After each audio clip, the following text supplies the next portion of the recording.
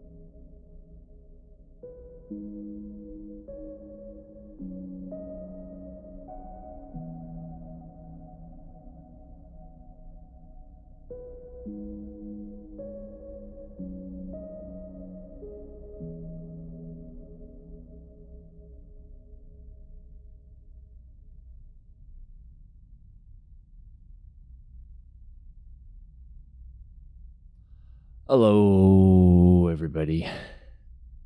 Hello, Smork. I haven't forgotten. You want a little hello redemption, just to say that you're hanging out. I appreciate it. I'm gonna hydrate anyway because you're the boss. Yeah, oh man. What a week. Oh, it's been a week. And by it's been a week, I mean it has both been 7 days since the last stream, and it's also been a hell of a doozy.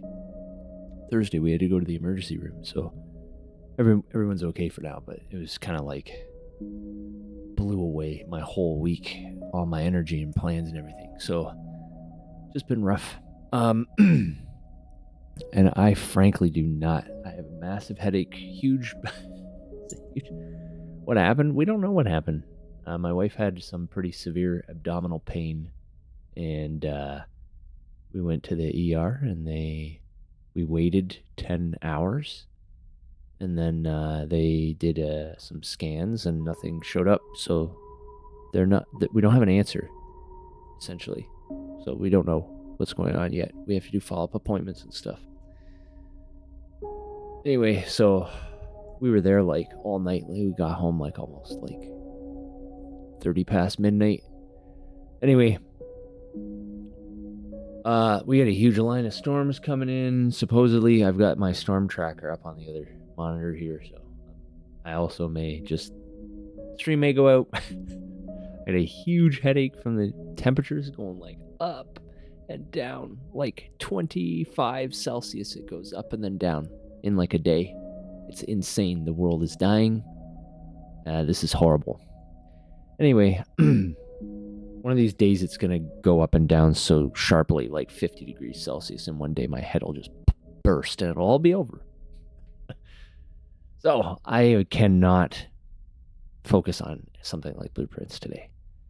I haven't touched it or anything. I've been too preoccupied. So I have this game that I bought, this and the second one, I think, that I wanted to check out. So I think we'll check it out. It's supposed to be a space-based, like click-through RPG adventure game kind of thing, with like with like decisions that you have to make and skill checks and stuff that are made. So it might be a little text-heavy. I'm not sure. Anyway, so we're gonna dive in and we're gonna see what we're doing. Choose my character class. We have operator or extractor. Oh, or machinist. These are our choices. Let's see here. Machinist repairs and modifies automated system used in industrial resource extraction. Sleepers assigned to machinist work are usually diligent, careful, and structured. Perk, efficient extractor. Chance to gain random scrap item on engineer actions. +1 for engineer, -1 for engage. Interface, work with digital interfaces, use strength or strength of will, approach problems with awareness, work with machines and physical tools. We have an operator, works with drones and high-precision remote machines to perform complex tasks from a distance. Sleepers assigned to operator work are usually cerebral and precise. Perk, transfer intercept, chance to gain cryo on interface actions. Not sure what that means. They have -1 strength. And then extractor. Extractors work on resource extraction, often in hard vacuum environments. Sleepers assigned to extractor work are often confident, self-sufficient, and a high level of endurance. So they have -1 to intuit. Perk, photosynthetic skin. Sunbathe dice action allows energy recovery at home. Interesting. I think we will do diligent, careful, and structured. That kind of describes me as a person, I think. I like structure. I'm gonna try a machinist here.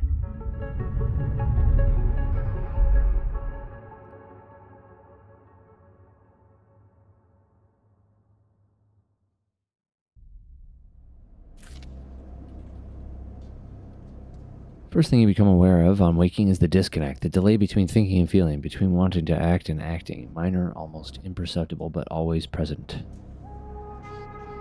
Where are you? Unknown. I have cryo, which is cryptocurrency stored in air-walled sticks of memory known as chits. It's at its worst when waking, when yourself has spent many dark hours recalling what it felt like to be to be a person, to be in a body that was indisputably yours. Think of that body. This kind of feels a lot like the intro to what was that game? Disco Elysium. A leap into a cold lake on a hot day, the sting of blood welling from a fresh wound, the friction of a fingertip. All of a sudden, the memories are closer than you thought. Hey, Bad Seed. How's it going, buddy? See, Smark, you can always just shriek if you want to say hi. All of a sudden, the memories are closer than you thought, blurring as you approach until you can't tell one from the other. Not bad. Oh, I'm okay. I'm very worn out, and the weather is giving me an insane migraine. So, I've been better. Saul. Look at us. Hey, look at us. Look at us. Huh? Who would have thought? Not me. 10 months. Thank you, Saul. I really appreciate that. 10 months. Jesus. Thank you. Have the storms hit me yet?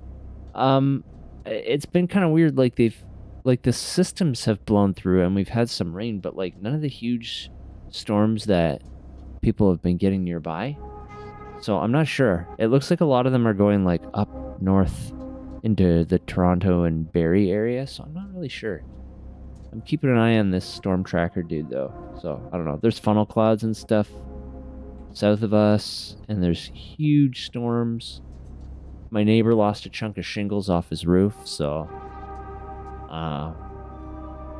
I don't know what's going on. The storm warning is effective until like 11 p.m. So you had a bad migraine yesterday. Yeah, it's killing me. Today has been the worst day, I think. Like, it was probably 8 degrees Celsius when I went out this morning to bring in the garbage bins, and then it was like nearly 30 degrees this afternoon. Insane temperature spike. Alright, the cold slips in behind and around you, and the sensations fade out of reach. Perhaps you should be thankful for the dulled nature of this new body, given your current circumstances. The walls of the container feel immediately present, cold hard at your back and face, cramping your limbs. You resist the desire to stretch, knowing that the claustrophobia comes next, and retreat a little from your central nervous system. It isn't painful. Not like you used to know pain, at least. In emergency mode, pain is a message delivered with efficiency and ease, a reminder that harm is imminent. There is no insistent throb, no trembling nerves, just a warning delivered with the banal quality of a digital notification. Right now, there are thousands of them. Remember the plan. You mostly remember that it wasn't a good plan, but then your options were limited, and once you got the itch to get out by any means possible, it was either that plan or something much worse. It was at least simple. Collapse the shaft, drift away in the chaos, slip into cargo processing, seal yourselves into containers, then just hope the freighter left before you were missed. Ooh, so we broke out of somewhere. Some were lost in the shaft. Others never found the meeting point. Only a few made it to the containers, but the freighter, as far as you know, left. That feels like enough. Enough to know that you might no longer be on that grim and heartless rock. Even if in the airless hold of a freighter, you might freeze solid long before you reached any destination. Try to rest. But you are restless. It has been a long time since you left, surely weeks, maybe months. You are dully aware of damage to your legs, your right arm. You've been reserving energy as much as possible, but your body has still needed to shut down many of its systems to protect you. You have spent much of that time asleep, knowing that anything else would be impossible to endure. You feel the weight of that impossibility begin to gather. It is time to sleep again, to nudge this false body into inducing delta waves in your emulated mind, and once again recoil into a dream of when you were once a person. Not a person anymore, it's interesting. Time passes, the cold creeps further in.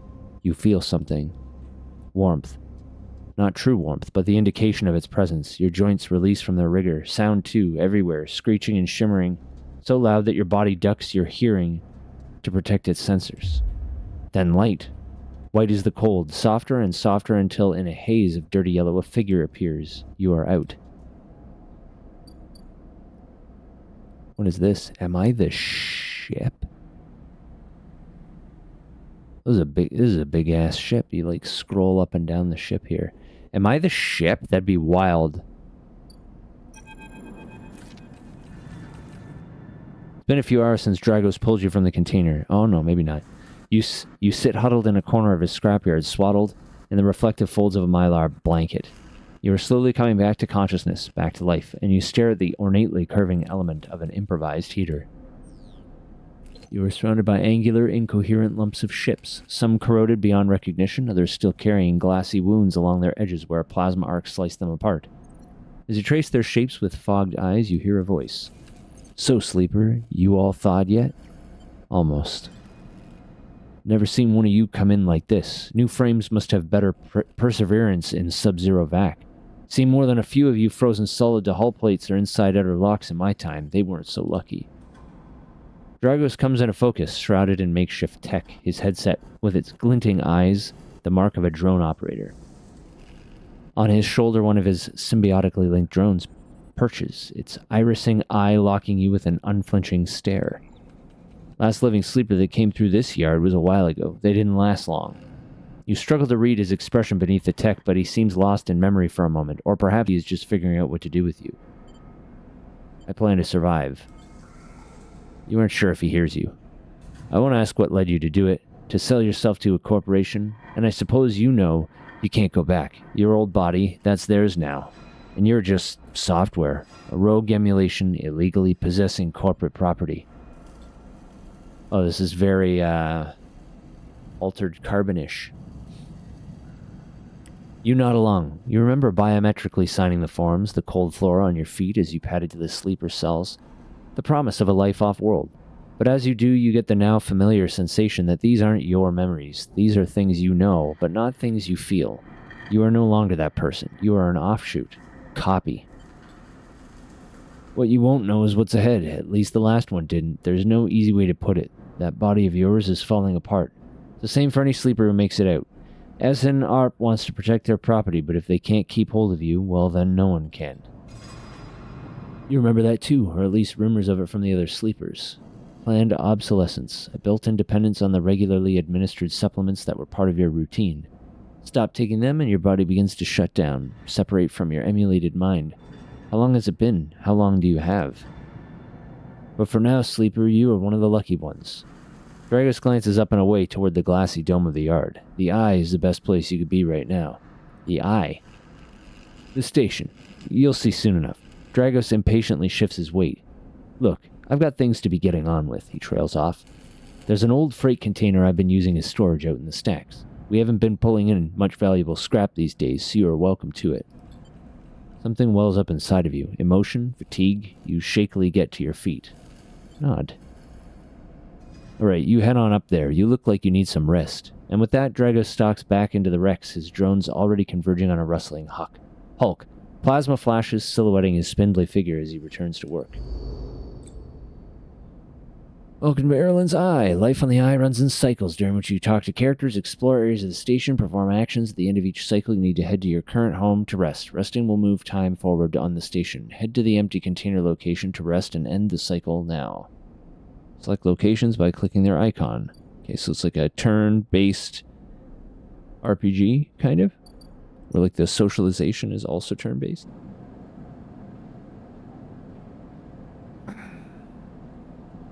Minus energy and minus condition. End cycle. All cycles need to end. Rest and prepare for the next one. End cycle.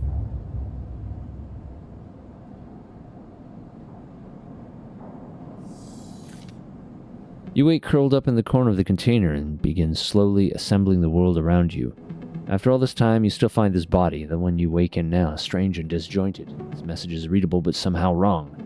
You sit up, pulling the mylar blanket close against the cold. Here you are on this ruined station, millions of miles from anyone you know. Are you still in the system? Did any of the others make it out? It's impossible to know. After all this, what matters? Escape. Building a life. Maybe you did get lucky, finding yourself here. Maybe here, on the edge of everything, there's a life for you to build. Before you can build anything, you'll need to learn to survive. Maybe if you can do that, you can make a life for yourself. Dragos has left a few comforts in the container. The mylar blanket, the bedroll you slept on, a canister of water, a makeshift electric stove, and some faded sachets of some desiccated powder. You thumb the power stud of the stove and begin to boil the water. The contents of the sachets smell like damp wood, and you sprinkle them into the liquid. The pungent smell washes over you. Images from your restless sleep come back to you. A ring like the station, but skeletal and ghostly. A web of threads pulling at your skin. A constellation of bright polygonal shapes like angular suns burning into your mind. There's something unpleasantly visceral about these images.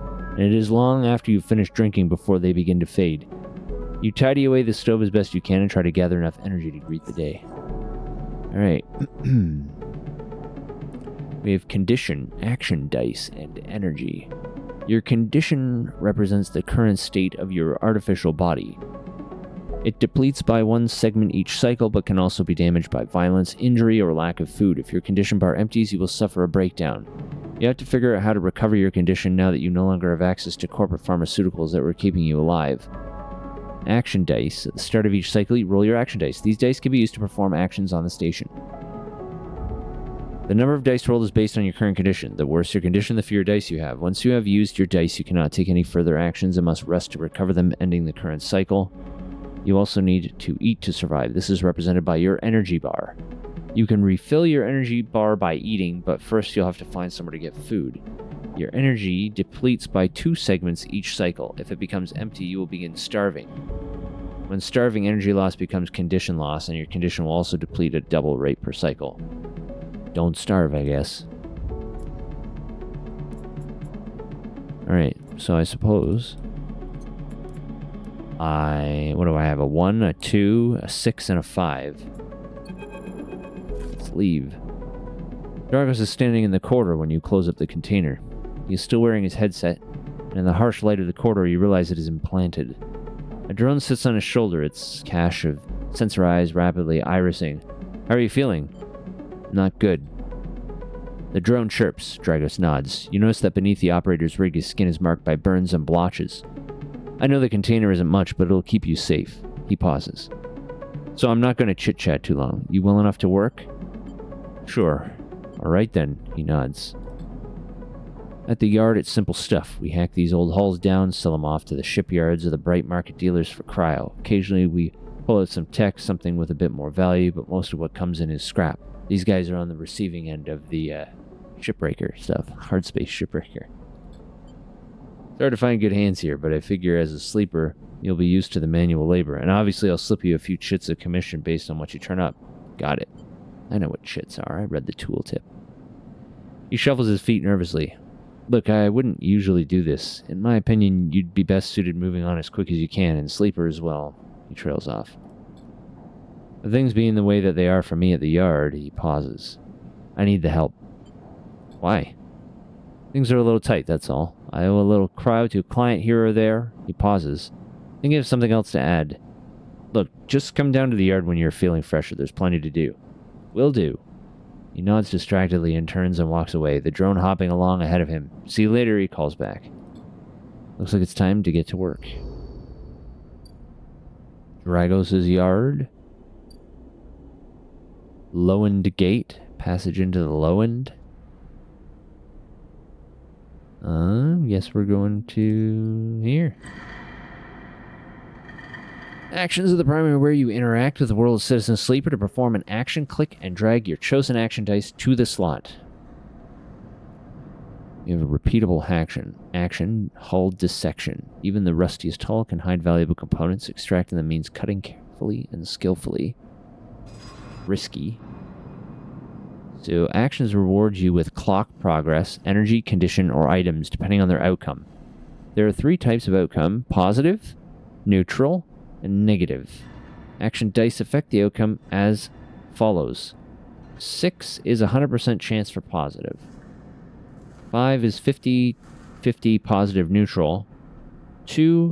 3 and 4 are a 25% chance of positive, 50% chance neutral, 25% negative, and 1 and 2 are 50-50 neutral or negative. Actions display information about their type, risk, and skill, and the modifiers that apply to that action. Either critical or repeatable types. Critical can only be performed once. Risk is either safe, risky, or danger. Safe means no loss of condition, energy, or cryo. Risky means negative outcome means cryo or energy loss. Danger means negative outcomes will mean condition. Neutral outcome can still mean cryo or energy loss. The skill the action requires either engineer, interface, endurance, intuit, or engage, and a modifier. Either -0, +1, or +2. This is added to the action dice when slotted and improves in value. Some actions require a +1 to perform. Okay. That's based off my skill.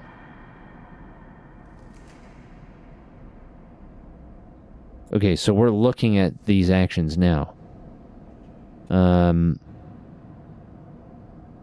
So what do we got here? Hull dissection or manual salvage. It's going to take some time to sort and cut your way through the towers, but you're no stranger to hard labor. I have a +1 to engineer, so it kind of makes sense to do that.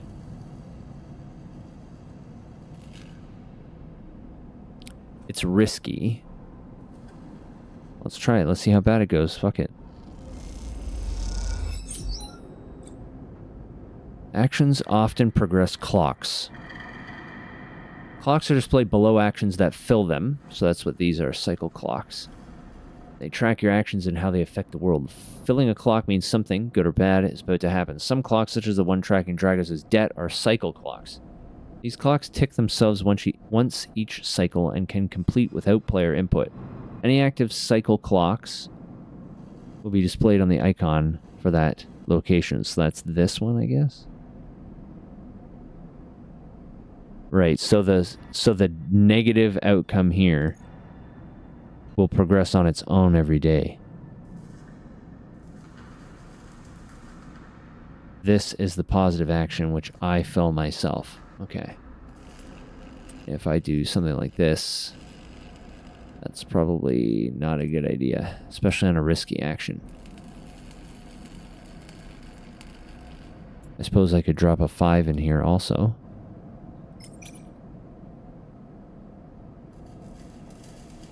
It's 100% positive action if I do that.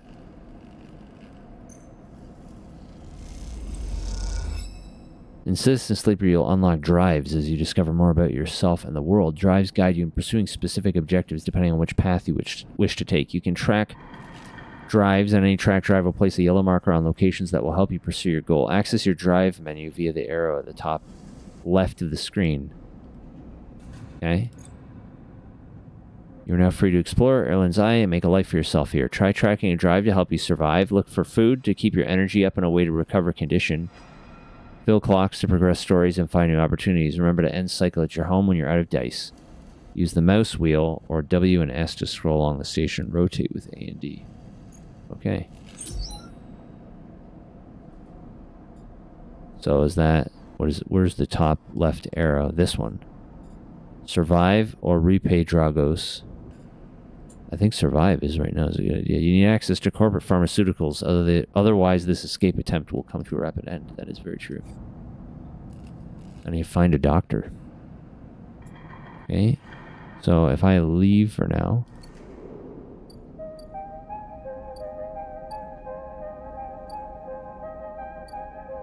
There are a lot of places here. These have some cycles. Shipyard. Seems to be like the end of the... At least that's as far as I can go there. Character. Yeah, my body's all janked up.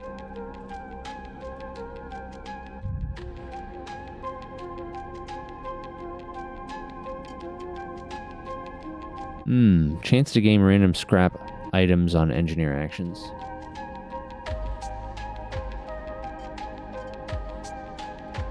Interesting. Whoop. Close that. Alright, let's pursue my drive over here in the market. I have -1 to engage here. Or I can intuit the market. I have a 6. And a 1. Even a 6 here, it gets downgraded. So it's better to put it over here with a 100% positive chance of it. Yeah, so let's do that over here. It gains some local knowledge. That's it. I'll leave, and I have a 1 to spend. There's a slum doctor there. Next comes a call from the enforcer at the door. You shuffle down the flickering hallway towards the open apartment door. You keep your head down and your shoulders high in the queue. Try not to bring attention to yourself. You were thankful for the tip-off that a doctor was operating out of this place, but now that you are here, you aren't so sure. The gang enforcer on the door, the flickering light strips, the decaying hab block. They have all made the long queue a test of your nerve, but your options are few, and without a supply of stabilizer, this body, your body, will... You suppress a shiver and shuffle forward to the front of the queue. You try to find something to distract yourself. Look inside. You lean against the doorframe and look into the apartment. The entryway is dark, punctuated by the green indicators of stacks of sealed containers. You lean in and see amber light filtering through a far doorway, screened with plastic sheeting, beyond which blurred shapes move. The slap of the enforcer's palm against the doorway jerks you awake. Wait your turn, he growls. After a few moments, a figure pushes through the doorway and you catch a distant voice. Send the next one in, Toshiro. The enforcer jerks his head, and you slip inside, passing through the dark entryway and pushing through the plastic sheeting on the far door. The room beyond is bathed in warm light. A floor-to-ceiling transparent panel gives a full view of the bright market's sealed roof and the buzzing traffic above, and, for a moment, you are transfixed by the motion. Come, sit, calls a sharp voice, and you see a silhouetted figure turned away, replacing the plastic sheeting over the frame of a simple folding bed. You make your way across the room. The figure turns, and as they do, you see an expression of confusion flash across their features. They open their mouth as if to speak. They blink, and then quickly regain their composure. Please sit. They gesture to the bed, then turn to an open case of tools on the table. You sit. Sabine turns, a compact diagnostic scanner of some kind in their hand. They hold it to their eye. Remain still, please. Their tone is clipped and businesslike. You stare ahead, still dazed from their expression when you first entered. Fear, recognition, sadness, unmistakably etched across their face. How long have you been on the station? They ask, a scanner still to their eye. Don't answer. They lower the scanner and meet your eye. You can talk. They glance towards the doorway. I know the conditions aren't ideal, but I need you to be honest with me. They make some adjustments to the scanner, or you can leave. They set the diagnostic scanner on the table. I'm going to start by assuming you don't know anything. They take your arm and roll up your sleeve, inspecting your synthetic skin. Your body is dying. They say it without ceremony, without drama, but not without empathy. SNARP doesn't like to see its proprietary technology let loose to prevent bodies like yours, frames as they call them, from being stolen, repurposed, or in your case, escaping. They built in a process of so-called planned obsolescence. Frames decay rapidly when not regularly injected with stabilizer, one which SNARP remains the sole producer of. They look up. Sound familiar? Yes. Good. That may help. They swap to your other arm, running some thin metal device over your skin. You feel your forearm tremble. I'm sorry, Sabine says, and you are unsure if they mean for the cold touch of the metal or everything else. Emulations like you, sleepers as most people know you, aren't classified as people in any of the surrogate systems. You have no rights, no status. They focus hard on the inspection of your arm, and SNARP has no reason to release stabilizer into the market. Sabine looks up, as if to apologize again, but they stop themselves. I know little of this is of use to you. They turn away, disassembling the metal instrument and cleaning it. Silence fills the room as Sabine works, and then the silence gives way to tension. You stare at their back, willing them to say something, anything. Sabine turns to face you. I may be able to help. They sigh, and you see the darkness under their eyes, hear the fatigue in their voice. They gesture to the door. You saw Toshiro outside? You nod. He works for my benefactor, Yadigan. They are influential in the low end. They give me this space to work, run the door, and take the profits. At the same time, I have to fix up their enforcers, tend to their implants, sew up their wounds. They look away. But Yadigan has connections, smugglers from the Starward Belt, mercenaries working for the corporations on Ember. They can source a stabilizer, maybe you'll have a better chance. Sabine sets down their slate, their notes complete. This is dangerous, and it'll be expensive, but I think we can do it. Why help me? Sabine walks away to the window, their face dappled by the shadows of passing drones. Let's just see if this works first. I'll let you know when I have a lead. You nod and leave. Sabine's still staring out, unmoving. When you reach the lower level of the market, you look back up through the panels of the roof to see if you can see their face, but the room looks dark against the lights of the market. You duck your head and walk off into the crowd. Alright. So this has... It's progressing on its own, and I just have to leave that. Whoops. Wait for Sabine to acquire the stabilizer. Okay. Repay Dragos is the other drive I have right now. So what about food? Emphas, an imposing street food vendor. Emphas is busy, his broad face uplit by the makeshift gas burner in front of him. With precise, delicate movements, he lays thick chunks of marinated fungus, delicious, into a dented wok, his other hand idly tossing a metal bowl, sliced vegetables in some red fleck dressing. The smell is incredible. You watch as he fulfills a set of orders, heaping the fungus with a bright salad and depositing it in plastic trays. A stack of chits rattles in his apron pocket as customers file past the burner, handing over the payment. Let's just watch. Despite the queue, Emphas doesn't rush. He dresses each portion individually, squeezing precise slugs of liquid from an assortment of bottles into the bowl of torn leaves and bright slices before tossing them loosely together. Occasionally, a waiting customer might mutter something about efficiency, but Emphas remains steady in his process. After a while, the queue fades back into the crowd, and Emphas sets down his metal bowl and looks up across the burner to see you watching him. I can feel your eyes burning a hole in my bowl. Free sample? Nod. He gestures neatly. Come over. The smell is almost unbearably strong as he cooks, the earthiness of the fungus laced with something so spicy the smoke makes your eyes water. The heat from the burner is like a bonfire, and your skin hardens in its glare. I know you sleepers, Emphas says while he cooks, his voice deep but clear. A hard life, a lot of stories. He glances up from beneath his cap with piercing eyes. I know. Tell him a story. You begin to tell him about your journey to the Eye, and he nods as he cooks, his eyes never leaving his work. You tell him of the confusion, the pain, but also the sense of possibility in its sudden arrival. You tell him of the cold and dark of the container and the endless cycle spent within it. Now it seems you tell him, like some dream that you once had but can never forget. You tell him that the Eye excites you and scares you, and you're unsure where to walk, where to look, what to do. Eventually you tail off, running out of words. He places a plastic tray of steaming fungus in your hand. Next time we can talk some more, he smiles, but next time, you pay. He slams a heavy hand against a button on the burner's side and it shuts off. The roar of the flame and its impressive heat fades. Next time then, sleeper.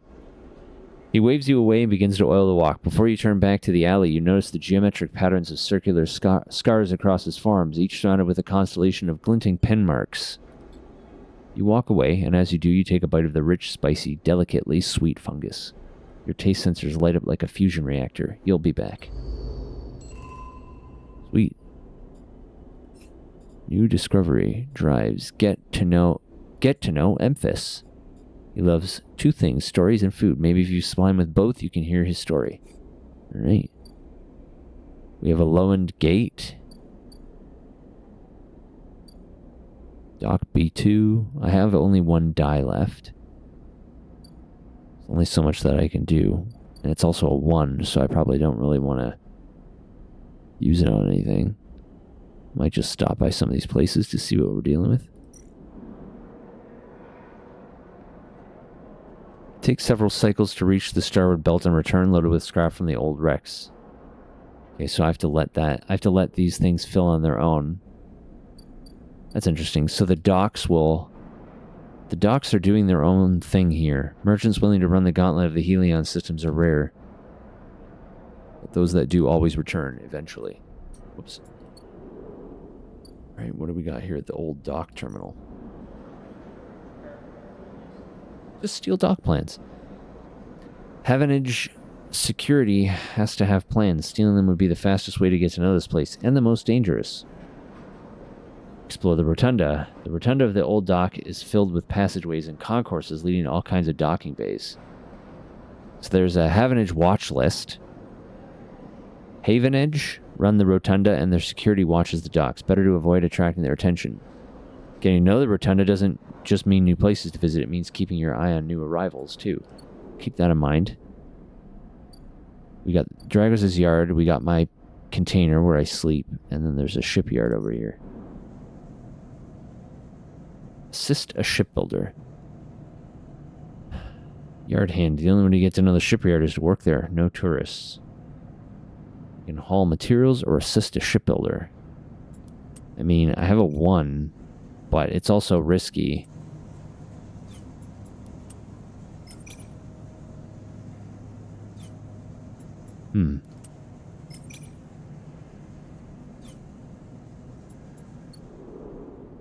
Or I can just not spend this die, I imagine, is my other option.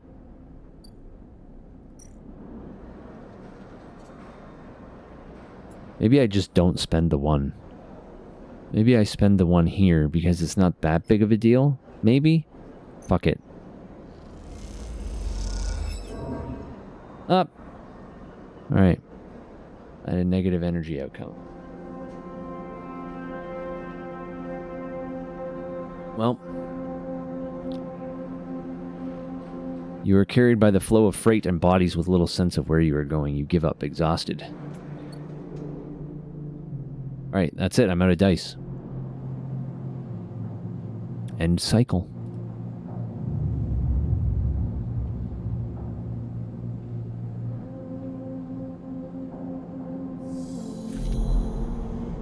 This time you don't wake up. Instead, the ghost of the station, that shifting skeletal ring, surrounds you. For a moment you are gone, absent from your own body, stretched out across a colorless void. Then the connections begin to establish themselves, threads tugging on the edge of your mind. These threads become vectors of exchange and then extensions as you feel your thoughts slipping away down them, dissolving into the millions of distributed nodes they connect to. You see the station. No, you feel the station like a web of texture in a smooth black liquid. Touch it. You find a point in the station and you connect to it, pulse through it, follow loops and paths under and around it. You touch more points than you have fingers, and then you try, in a moment of impulsiveness, to connect them. The flow passes through you so rapidly that you feel yourself being carried away with it. Splitting and separating, eddying and gathering. As you do, things occur to you, things that you can't possibly know. You reach out, try to grasp them, try to touch them too. You notice a tugging feeling pulling at you, insistently, as if it were a small child. Somehow, it is pulling in two directions at once. You look down. All of a sudden, everything shuts off. You come back trembling into this unfamiliar body, both yours and not yours, all at once. You find yourself standing in the container, eyes now open to the dark steel walls. You feel a change within you, a shift. You close your eyes for a second and you feel it waiting there, the station splayed out across your mind, a storm of connective nodes waiting to be explored. Then it is gone. Weird. I got 3 dice now. Put in some work with Dragos. Did anything else open up here? Did I get a new drive? I don't think so.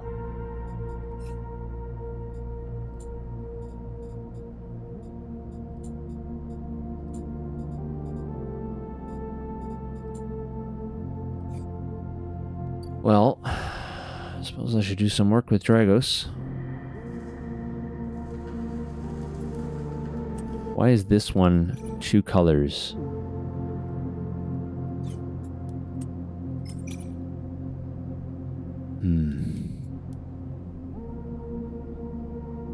I have 2 2s and a 3. That's not super great.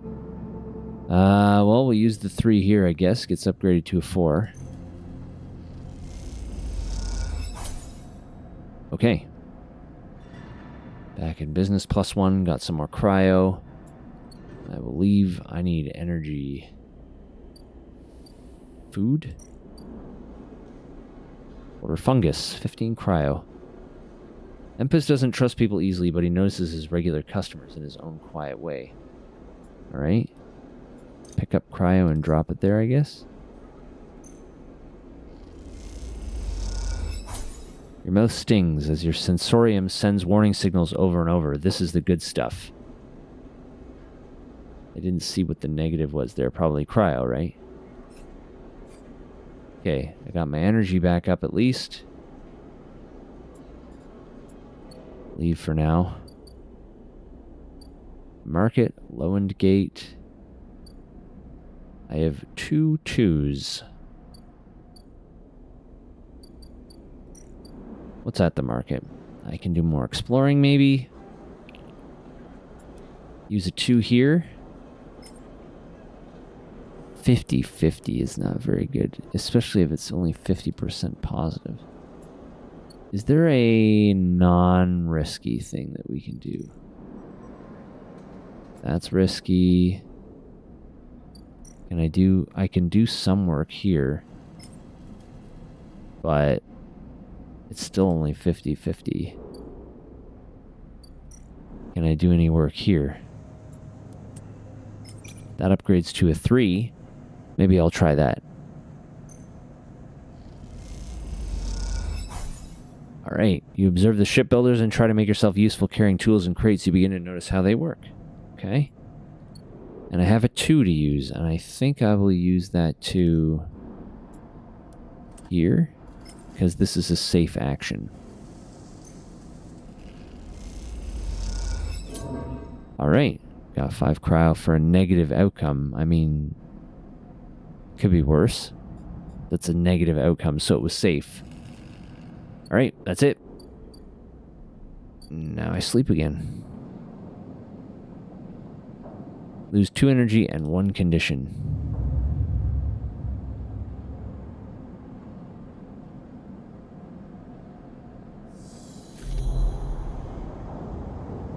Again, the skeletal ring of the station fills your mind. It sparkles with glittering lights, like stars reflected in a winter lake. It is clear, crisper than before. The threads still pull, but you remain in place, flickering in the flow. Between the threads, you see bright shapes, caches of shimmering light beneath transparent crystal forms.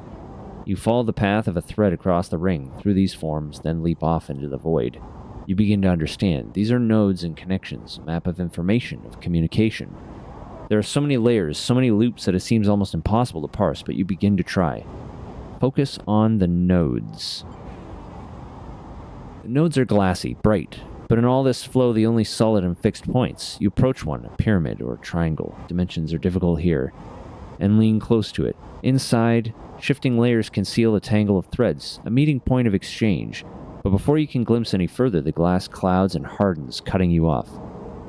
The threads and nodes, passages and puzzle boxes, one leads to another. There is so much here, so many answers, so many questions. All you need to do is follow the paths and open the boxes. You look out across this ghost landscape of exchange and see an opportunity. But then that insistent tugging again, pulling at you. You look down again and see 2 lines, 2 threads, pulling in different directions as if they were tied around you. The first thread leads out, away from the station into the inky black. Someone out there is tracking you, hunting you, following the thread to you. They are in a ship, and the ship is approaching ever closer with each cycle. The second thread leads in, pulling deep into the station. Your gaze follows it, and this time you see something, a sphere shimmering above a strange, angular body. A pulse shoots out from it, passing over you like a torch beam, testing you, tasting you. You open your eyes. Time is short. Oh shit. I got 3 6s, baby. Someone is tracking me. Won't be long before they arrive. Not great. Tutorial, the cloud. Something has changed inside you. You can now access the data cloud of the eye, a network of decaying protocols and data caches. While there, you can use dice and items to access systems and extract data, but be careful, these networks are old and strange. Click the eye button at the top of the screen to toggle this view on and off. The top of the screen. Oh, interesting.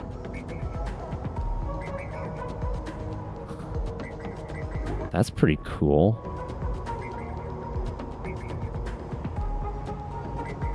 Keynode 0102, Keynode 831, Solheim Gate, Havinge Agent, Yadigan Agent. Okay. I'm going to... Alright, I have 3 dice and they're all 6s, so this is going to be good. This is going to be a good day. So, we're going to do this. Actually, we've got some time there. I feel like we should take some dangerous actions. What do we have for the rotunda? We can steal... This will downgrade me to a 5, though. Because my engage stat is -1.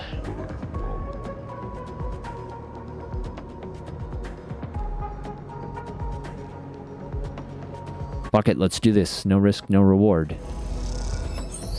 Sweet. We did it. You walk into the security office on a shift change and walk right back out with the plans moments later. Simple.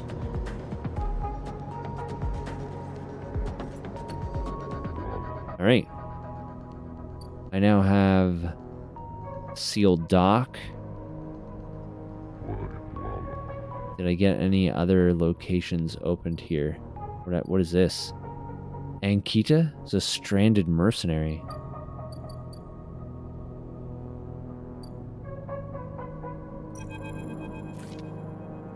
Hey, you want to earn a chit? Ankita stands beside a huge pile of tied together hull plates. She stretches out her back, her shoulders bulging beneath her flight suit. Make it 2. Ankita laughs. This goddamn station. She sighs and pinches the bridge of her nose. All right, come here then. You cross a docking concourse as she begins to split the plating into 2 bundles. What is it with this place, she asks as she angrily lashes the massive plates together. Everyone wants their cut. She straightens up to an imposing height, her armor plates creaking, and looks you up and down. Or is it just that you all think I'm an easy mark? We all need to survive. Ankita softens. I get it. I do. She shakes her head. But if I could just go one cycle without some jumped-up grifter trying to take me for an idiot, then that would be nice. Ankita hoists 1 bundle of plating onto her shoulder. Come on then, enough chat. You've got to earn those chits. You struggle to shoulder the plates, but you do eventually. Ankita gives you a look. Ships this way. And she sets off down a gantry at impressive speed. As you catch up to her, she turns down a passage, pushing through a small crowd of stevedores. What's all this for? Oh, this? She nods at the plates on her back. I'm building a treehouse. She gives you another of her looks. It's for the ambergris, that cutter you might have seen sitting silent out there. She rapidly turns another corner as you trail behind. She got cut up pretty bad on her last job and I had to moor up here for a spell. But since then, it's only gotten worse. Someone got in and sliced the core from our ship mind, so now she's gone dark. She shifts the panels on her shoulder. The upshot is I'm short 1 ship mind with a ton of repairs to do, and the rest of the crew signed off the moment they got wind I'd been stranded. So yeah, it's been a time. Anything I can do to help? I don't know, got a ship mine tucked away on that frame of yours? For a moment, you aren't sure if she is serious. Ankita swings the plates from her back, almost knocking you over in the process. This is me. She hauls a second bundle off your shoulder. You're the first person I met here who might actually be considered helpful. She pauses, chewing her bottom lip. Look, you want help? Come see me. I need a hand putting amber back together, and you don't seem like the type to try anything stupid. She passes the bundles of plates through the ambergris' outer lock and then turns back. Just don't go spreading all this around. Ankita throws you a couple of chits. She gives you a parting nod and ducks through the doorway. All right, get out of here, she calls back, and the lock slams shut. Literally got 2 chits. Went from 35 to 37.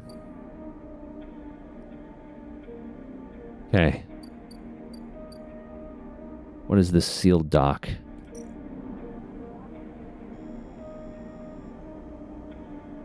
Takes a data. I don't have any data. These old maglocks look like they each need an encrypted key to open. Why the heavy security for a decaying dock? Unseal the dock. 2 maglocks seal the entryway to this dock. It doesn't look like anyone has been inside in years. Interesting. I wonder if you have to do this stuff for that. So maybe I use one of my... First of all, we should get something to eat. Need to eat every day. Should eat every day.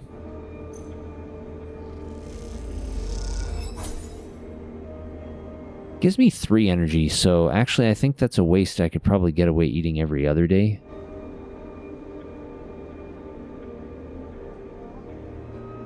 Well, what's done is done. Alright, let's see what's at the low-end gate anyway. You have to pay a toll. 30 cryo. After some spacers caused some trouble on the low end, yet again have imposed a toll for entry. No one gets in without paying. Okay, no one gets in without paying. Let's see. I could ask for directions.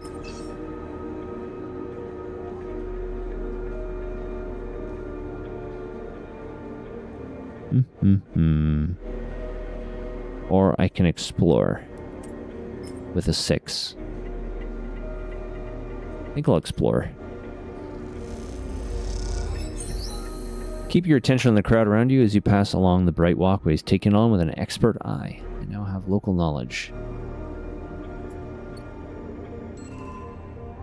New drive discovered. I've, get to know Emphas. Fix the ambergris. Build a ship mind. You've heard talk of a fabricator owned by the Ort Exchange. With that and a few fragments, you could build a ship mind core.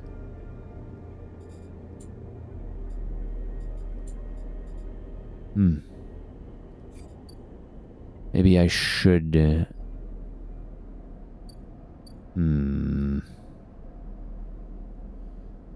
I should check this out.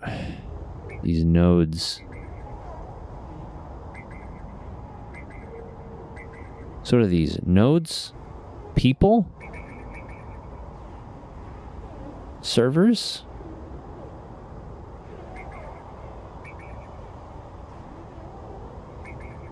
Well, one's the closest to my container? This one. Let's do this one. What is this?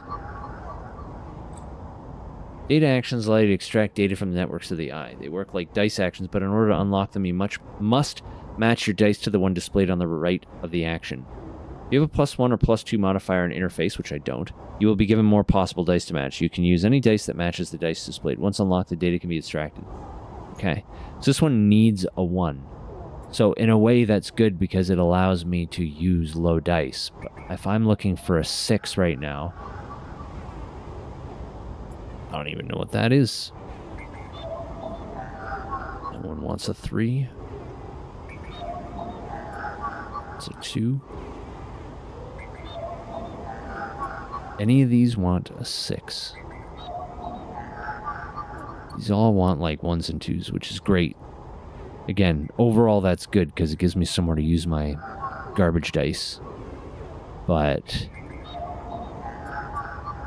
if I have a 6, I don't know what that symbol is. It must be...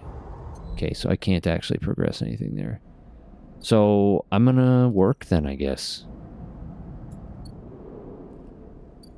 Unless she has something for me to do. I can't rewire drones because it requires at least a +1 on interface, apparently. I could do that, but I don't need a 6 for that. That would be wasted at a +1. I want something... I need to be paid, honestly. So I think I'm going to come here and check out this one. Do more hull dissection. Get paid. 15 cryo. Back in business is almost filled out. Okay. Now I rest. It's time for you to bug out. Okay, Saul. Thanks for stopping by and thanks for the resub. I really appreciate that. I will talk to you later. 1, 4, and 6 now. I have a 1, 4, and a 6. As you close up, a voice echoes down the corridor toward you. Sleeper, wait up. Turn. Feng is coming down the corridor toward you, a wonky grin on his broad face. Hey, glad I caught you. This is a Havenage systems engineer. Do I know you? He grins. You do now. He puts a hand on your arm. I've seen you hanging around, just want to chat. You staying in that thing? He nods back to the container, shaking his head. Rough. It'd be hard to get a start on the eye. He looks away down the passage. What was it old Erlin said? The eye opens for us all? Nice idea, but, well, not always very practical. He glances back at you. We do our best, but it isn't easy. We? You pass together into the main walkway. Havenage. We are all one dysfunctional family. Feng puts an arm around you. I'm not part of the security branch, though. Don't worry, I'm with systems. Systems? Everything the eye runs on. He runs a hand along the passage wall. This place is a ruin, but systems keeps it spinning somehow. At least we try to. He stops you in the quiet passage. Look, that's not what I'm here to discuss. I saw you around, and, well, I know a little about you sleepers. I have a little proposition for you. He glanced around, but this is not the place for it. I have an office just across the way. Give me a cycle or two to prepare, then when you're settled, stop by. He lowers his voice and gives you a dark look. In truth, I need you. What they say is true about you sleepers. Well, there's work to be done. Pats you on the back, his voice bright and his dark look suddenly gone. Stay clean, sleeper. He walks off down the passage, raising a hand in farewell.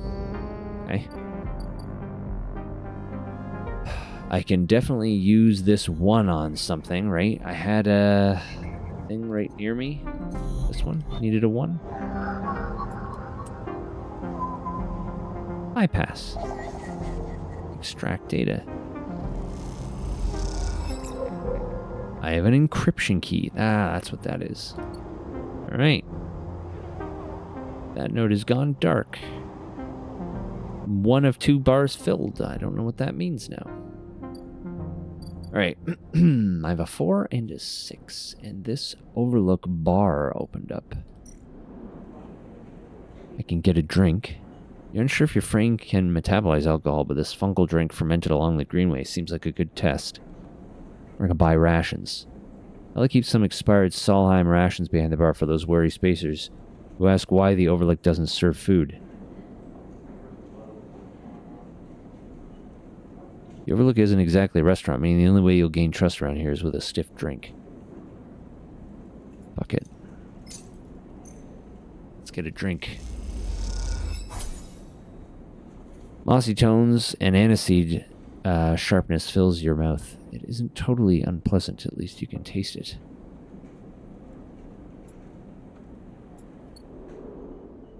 Now we've got the slum doctor ready. The first thing you see on entering is the glint of Toshiro's implants, like a cat's eyes in the dark of the corridor. He nods you in as you arrive at Sabine's door. The entryway is still dark and you push through the sheeting into the surgery. I have it. Sabine stands with a case open in front of them, a set of vials lined up inside, separated by foam inserts. They pick one up, rotating it in the warm light. I have no idea how he had it again. They trail off. We should treat this with caution. It looks authentic, but I have no idea if it is really what it appears to be. I'm the test case? That seems to be the case. Unfortunately, I'm not sure we have another choice. They gesture for you to sit on the bed. The stabilizer works under a similar principle to an immunosuppressant in a transplant operation, in that it stops your body from rejecting the unfamiliar part of itself. In the case of your frame, the unfamiliar part is each of your biosynthetic organ groups, which over time are identified by your body as foreign material and therefore must be eliminated. Sabine holds up a vial of the would-be stabilizer. However, unlike an immunosuppressant, the stabilizer doesn't do this by limiting your entire immune system. Instead, it re-encodes your biosynthetic organs with new protein chains, which act as passcodes within your immune system. The stabilizer refreshes those passcodes, keeping your frame from rejecting all of its own organs. Passcodes? In very basic terms, yes, they sigh. Look, what matters here is that the stabilizer should be able to encode any organic or biosynthetic matter to be accepted by your immune system. They glance away. At least if the stabilizer is genuine, the only way to know for sure is to inject the vial. They begin readying the syringe. And we'll start with a small dose to limit the risk. Okay, let's do it. Sabine cracks the glass neck of the stabilizer vial and uses a syringe to extract a fraction of the liquid. They tap the syringe, and you watch as if any sign might emerge from the clear liquid. You barely feel the needle, your frame registering the initial injection, but with little response. A sensation begins to spread from the site, a fizzing, trembling wave that disperses through your arm with incredible speed. Your vision goes white, and when it returns, Sabine appears encased in shards of sparkling light that slowly fade into darkness as you settle back against the bed. Oh man, big storm. This guy's getting very dark. Sorry, I'm just going to take a second to look at the storm tracker. Are we doing...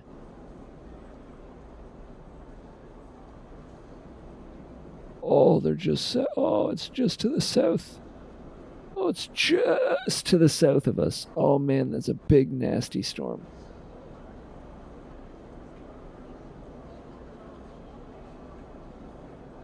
Oh man. 6% tornado risk? That's already basically gone past me. Alright, I'll have to keep watching this. Alright. You swim in darkness, muffled noises like an argument heard from underwater, prickling waves of cold. When you sit back up, Sabine is sitting in a chair by the window, facing away from you, backlit by the glow of their slate. Awake? What happened? The stabilizer is genuine. They sit down beside the bed. I don't know how Yadigan acquired a case of this stuff, but they did. Sabine looks troubled, distracted. You should rest some more, but you're going to have to do that somewhere else. They gesture to the door. I have other patients, sorry. Sabine nods toward the case. I'm afraid I can't offer you any more doses. You're going to need to pay for your next dose. Silence fills the room and they return to their glowing slate. Looking around the room, it seems different somehow, as if things have moved or shifted. You wonder how long you'd been out. Sabine? Nothing comes free, sleeper. Remember that. You manage to get to your feet and wander out into the hallway. The queue stretches down the flickering corridor. Toshiro stands impatiently by the door and fixes you with a glare as you leave. You lower your eyes as you stumble past, somehow faintly aware of the station spinning beneath you. So, a vial of stabilizer is 100 cryo, so I've got some work to do. But my system's been fully stabilized, so that's good. Ort Exchange. So this is... What does it want? Scrap. Flow of chits and components in the exchange is complex, but a sharp eye and some tight trades can net you a good margin. That might be worth using a 6 on. And then I can go and do a round of salvage work. Perhaps.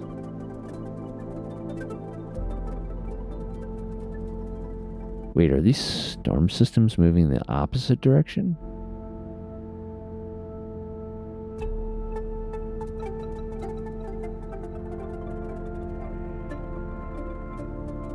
Huh, weird.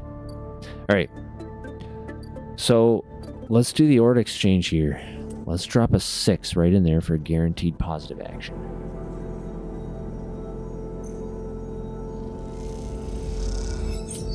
$19 cryo and some trusted trader. You snap up scrap by weight and parcel it off to traders with a nice markup. Start to get a sense of the traders to trust. Oh, it's a huge ass tornado. What the fuck? Oh, never mind. That's just an ad. You bastards. Okay. And then... what does this want? This wants an encryption key. We do have an encryption key. What was the other thing that needed an encryption key? It was like one of these things, I think. It was like this one? No, that needs something that's not a Havenage cipher. And I'm assuming the one up here needs a Solheim cipher. Yes. Okay. So it matches whatever. I hate tornadoes. It matches what... Fucking tornadoes on my other monitors drive me nuts. I hate them. That wants a 2. What about these guys? This Havenage agent wants a 2. Okay. So, the encryption key I could probably use on this door. Let's do it.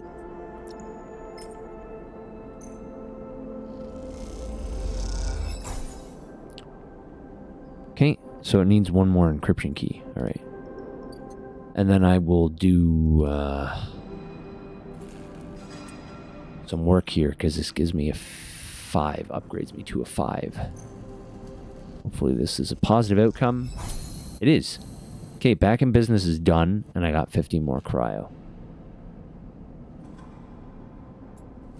All right, and that's the day.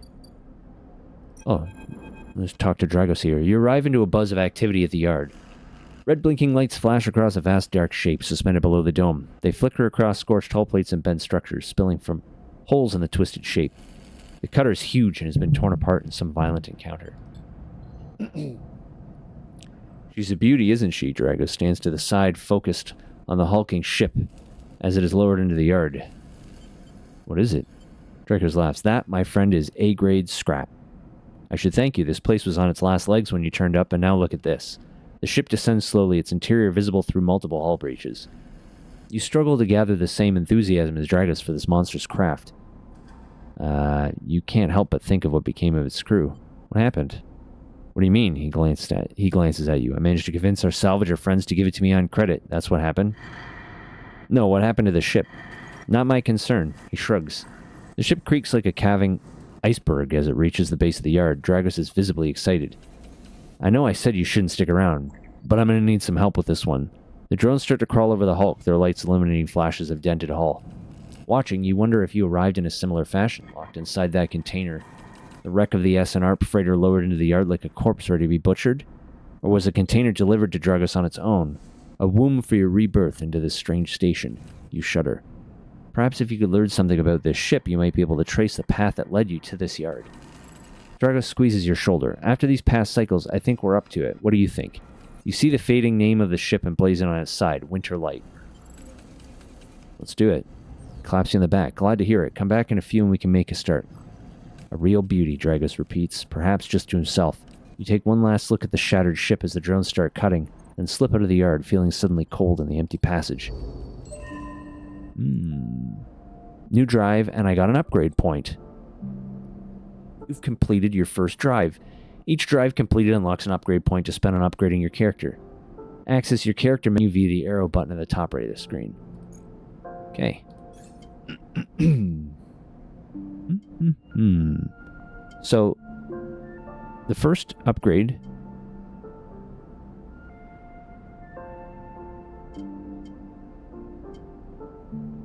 Okay, so you have to spend... How does this work? You spend a point. If I wanted to get this out, you spend one upgrade point just to get out a negative. You spend another upgrade point to get a perk. You spend another upgrade point to get the +1.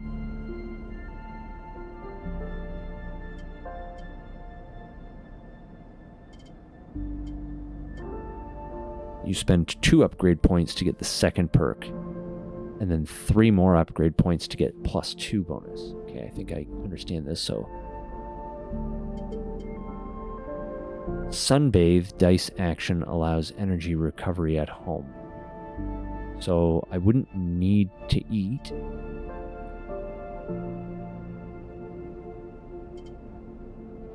Dice actions display potential positive and negative outcomes. It might be better to just leave my weak point as a weak point for now. Especially since it seems like most actions have like a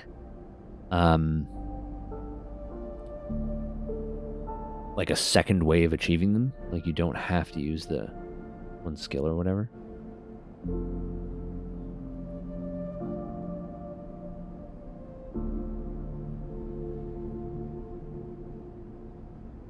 I don't know what's going on outside. Okay. I can't do self-repair. I feel like it's too early to bank points. So I am going to... I'm going to go photosynthetic skin, maybe? Spend a dice action. So I spend a dice in the container to have energy recovery instead of spending chits, which might not be bad, because if I start like starving or something, I can at least just be like, well, I have one less die, but at least I won't starve. Let me hold on a second here. What are my other drives? So buying a vial of stabilizer is one of them. I actually don't know if that'll complete it or not. Get to know Emphas by eating more at his stall. Fix the ambergris. Build a ship mind. Gain access to the Ort Fabricator. So it seems like it's going to be a little bit before I get another point. So I think I'm going to do the interface. Okay. It's a chance to gain cryo on interface actions. That's these things. All right, and does anyone want to talk to me? It doesn't look like it. I'm only down 1 energy, so I think that's okay for now. All right, so I'm going to sleep for the day because I've used up all my dice. I should come out of this with 5 dice because my condition is high. We'll see, I guess.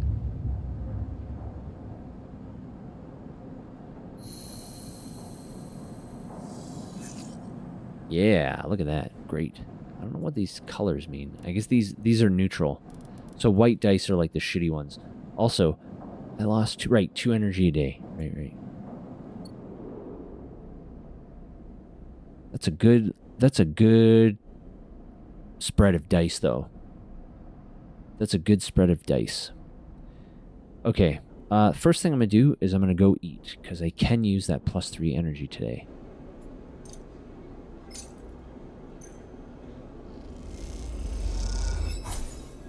Awesome. 1 more, and I complete my, whatever. Okay, this scrap freighter has come in.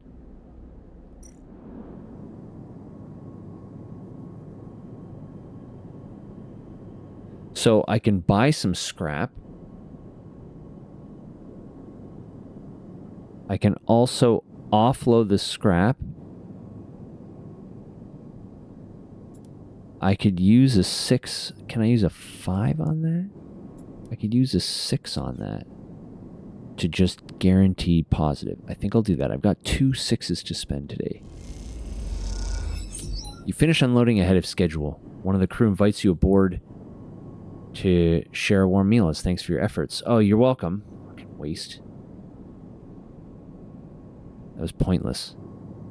I spent 15 chits to eat, only to have this guy feed me and pay me 15 chits, so I lost a 6. I just spent a 6. Alright, well, whatever. I'm gonna buy some scrap, I think.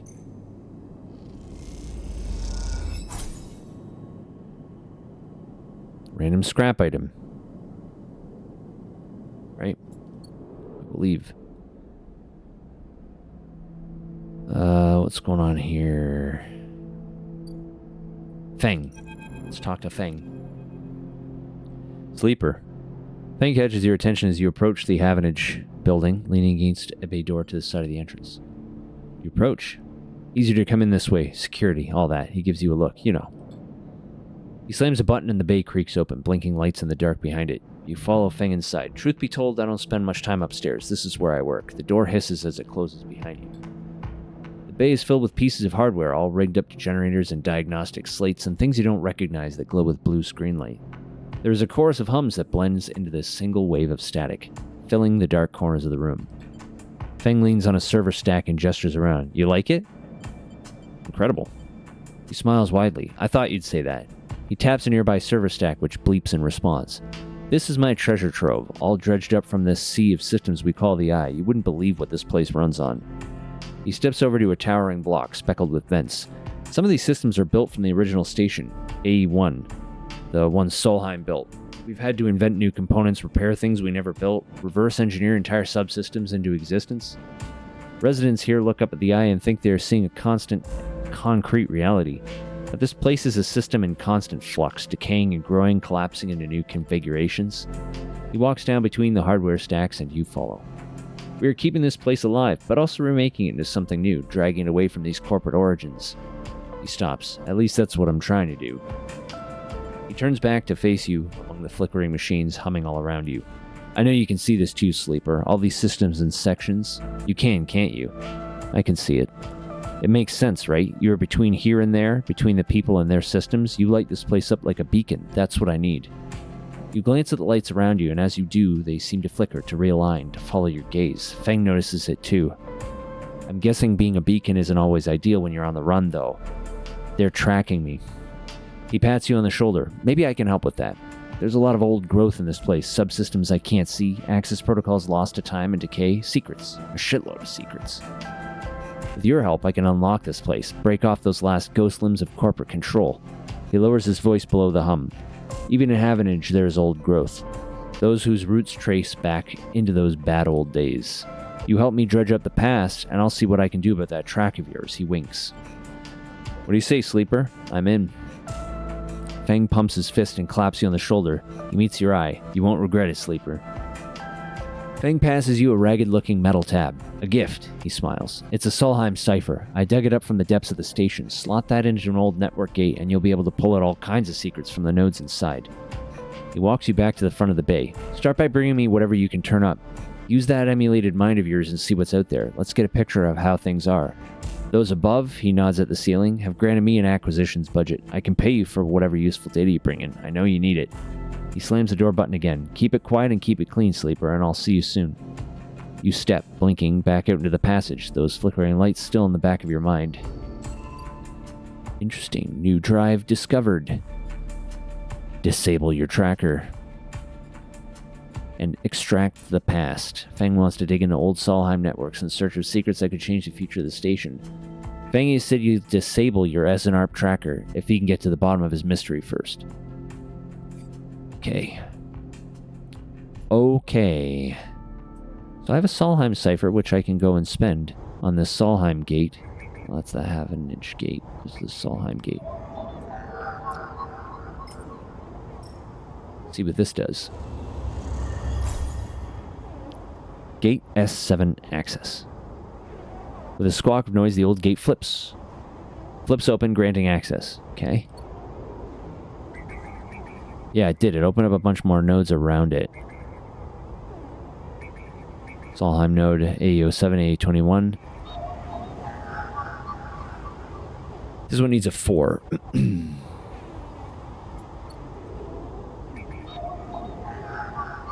A 1.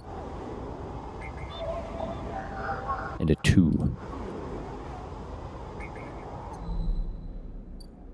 I need more cash. What does Feng do here anyway?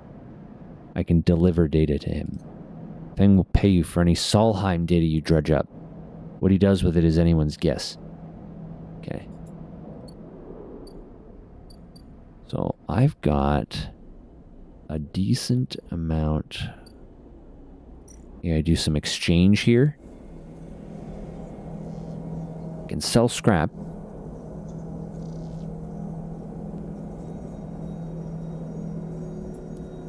I'm going to use a 6 here. Do some trading.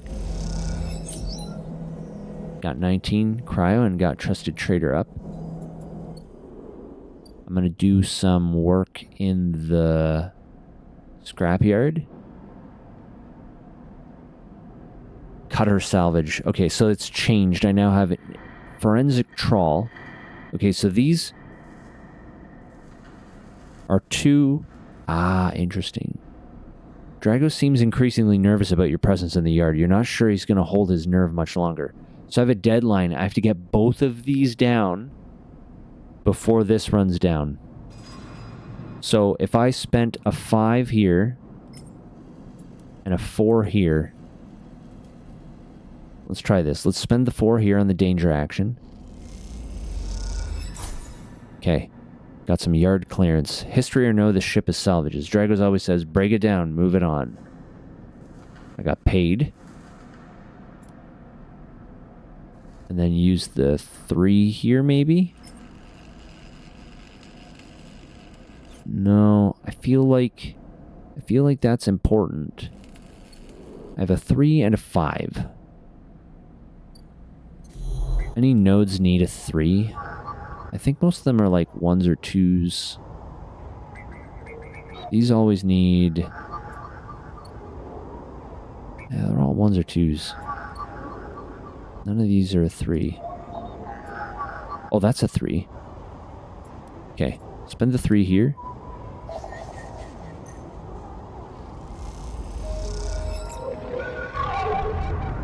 I got an encrypted key. Oh.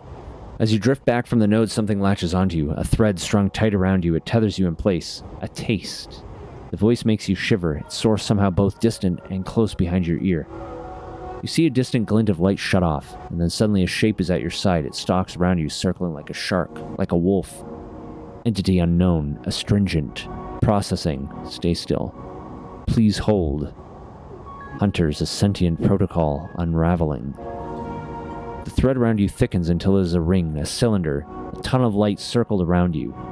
It is blinding for a moment, and then it is gone. As it fades, you see a figure, a creature, in front of you. Its strange head flickers between different angles, reading you. What did you do?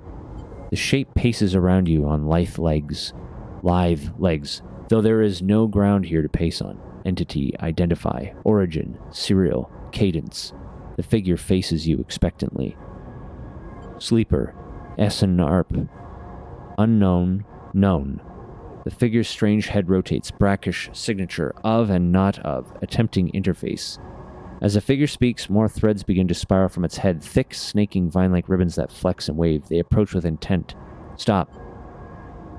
The figure halts its threads, its head twitching. Entity, your identity is unknown.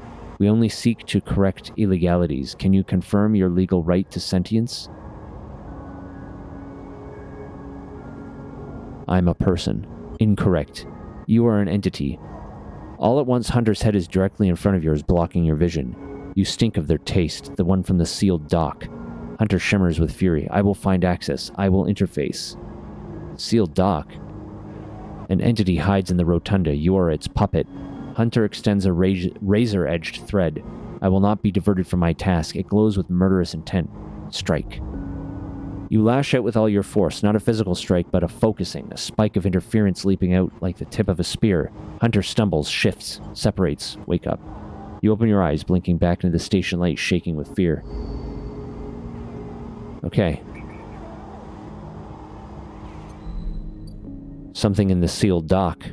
Well, I've got the other encryption key, so I may as well go figure out what the hell it thinks that I am doing, which I am not.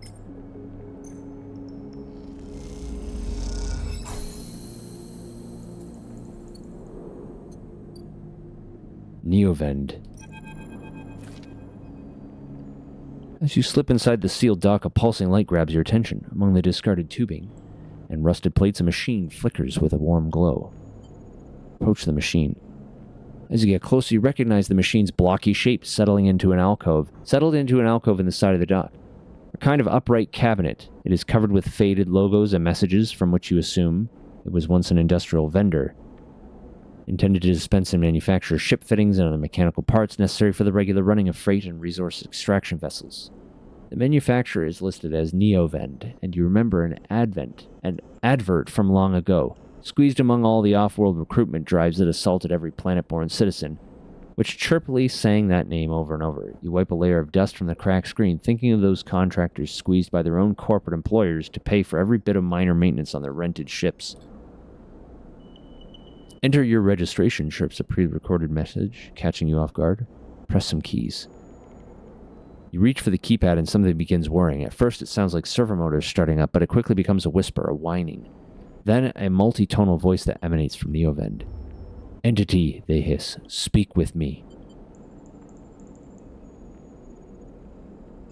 Who's there?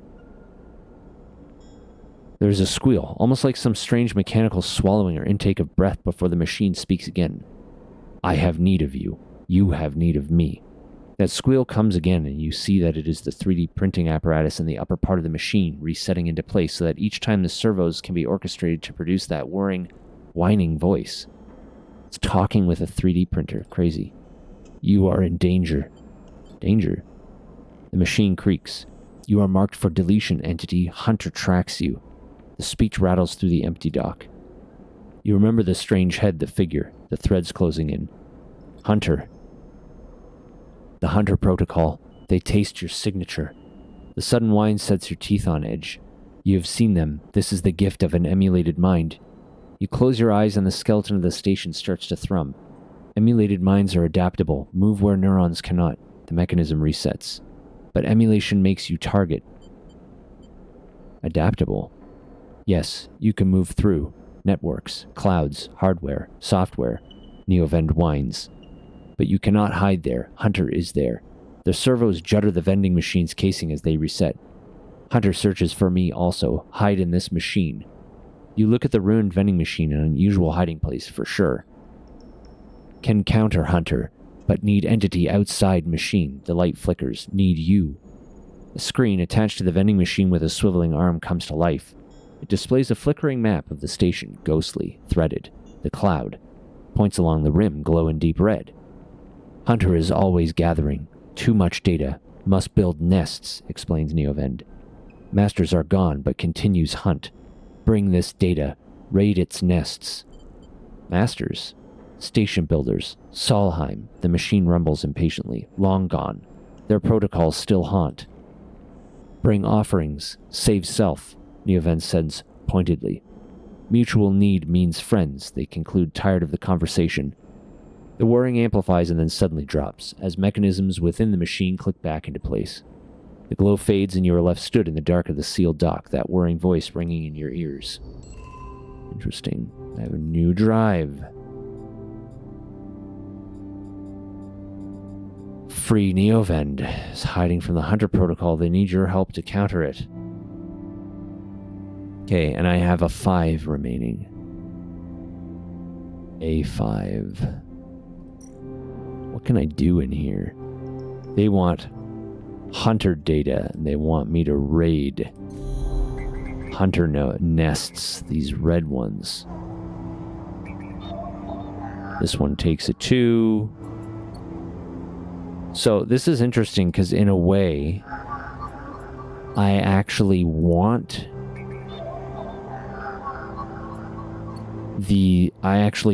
lower dice rolls. I wonder if that's what the coloring is, right? The yellow ones are used strictly for these actions. The white ones are used strictly for these. And the ones that are half yellow, half white, the 3 and the 4 in between, are sometimes used in either, or can be used effectively in either. I wonder if that's what it's doing. Okay, I am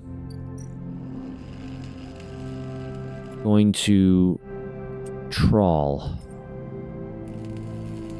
because these are both time limited and seem rather important. Picking through the wrecked cutter is slow work, but you start to piece together the impact patterns and blast marks. So there's 12 days here, but there's only 8 here. Probably rather hash those out sooner rather than later, but you never know what's going to happen, right? Okay, we will end this cycle.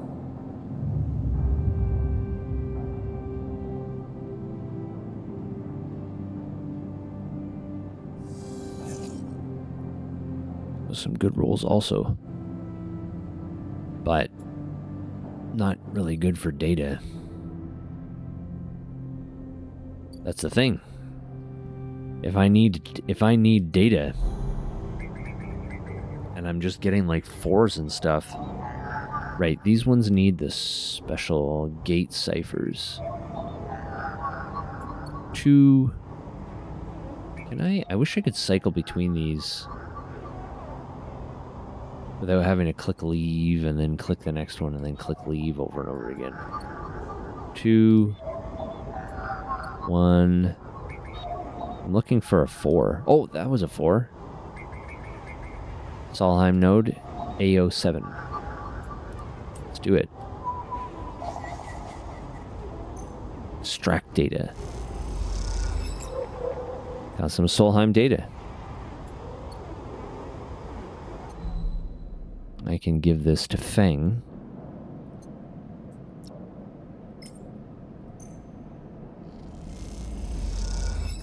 Feng's eyes light up as the data is transferred over. He hands you a stack of chits and waves you off.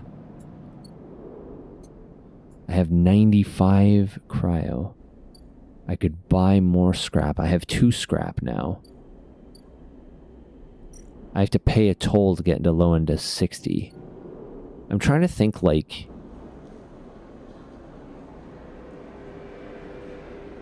Sabine is selling off the case of stabilizer vial by vial. So it's a repeatable action. So I think it's just I need 100 cryo to get another injection of stabilizer, which I don't need right now.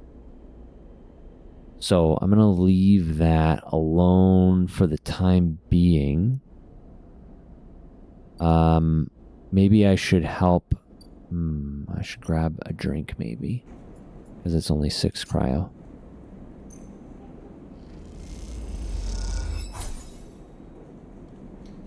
Gives me an energy at least.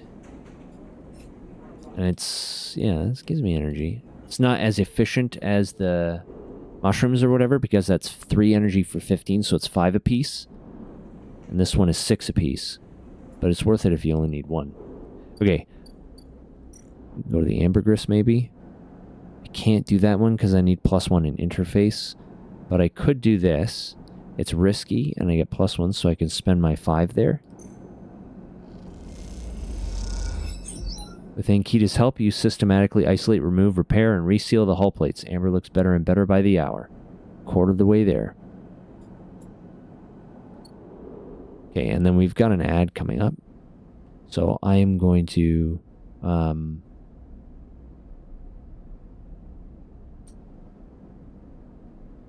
going to step away briefly. But I will be back in a couple minutes. The storm is mostly past, so I'm not really worried about losing power anymore. Okay. I'll be back.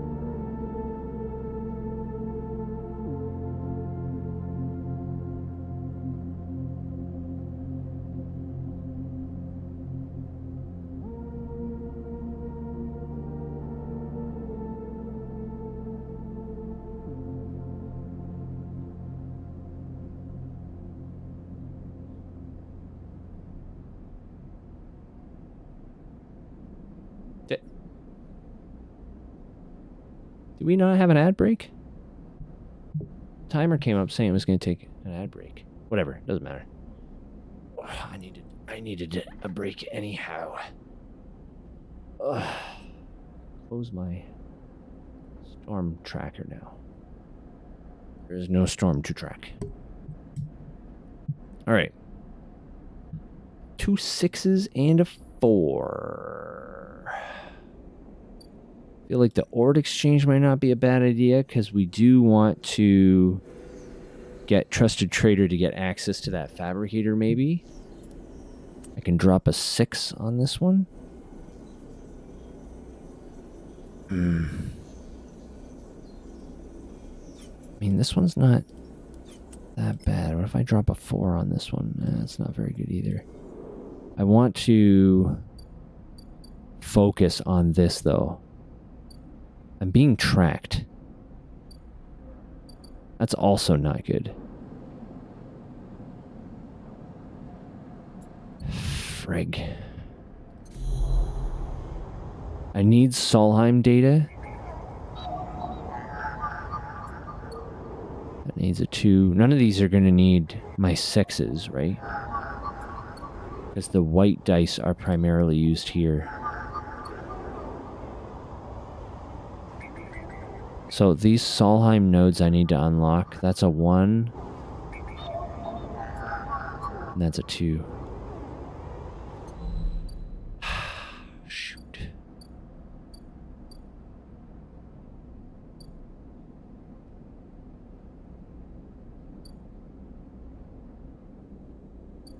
My goodness. It's hard to figure out what's best here. Like, what's the shipyard doing for me?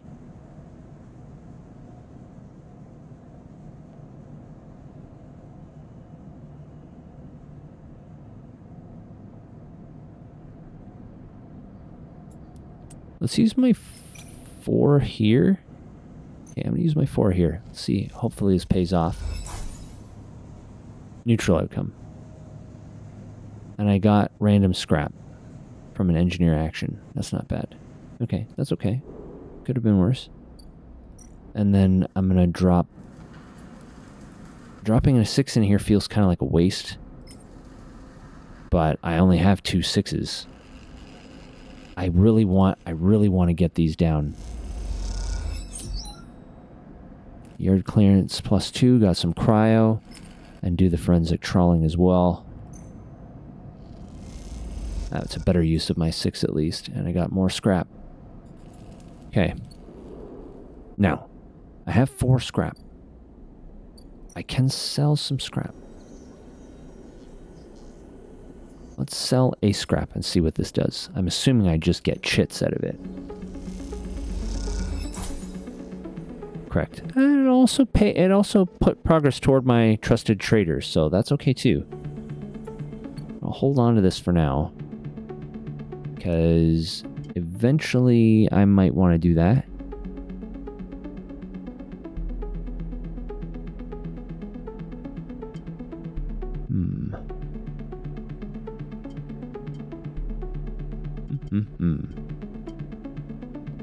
Okay, anyway, I am out of dice. I have chits, and I have scrap. What can I do here? Buy more scrap.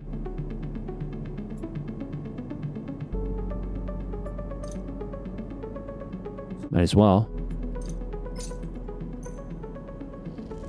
Sometimes I get something more valuable. I got a ship mine fragment. That's helpful, right? Because I need that for this. I need the fabricator from the ort exchange, though. I can sell another scrap. Let's do that.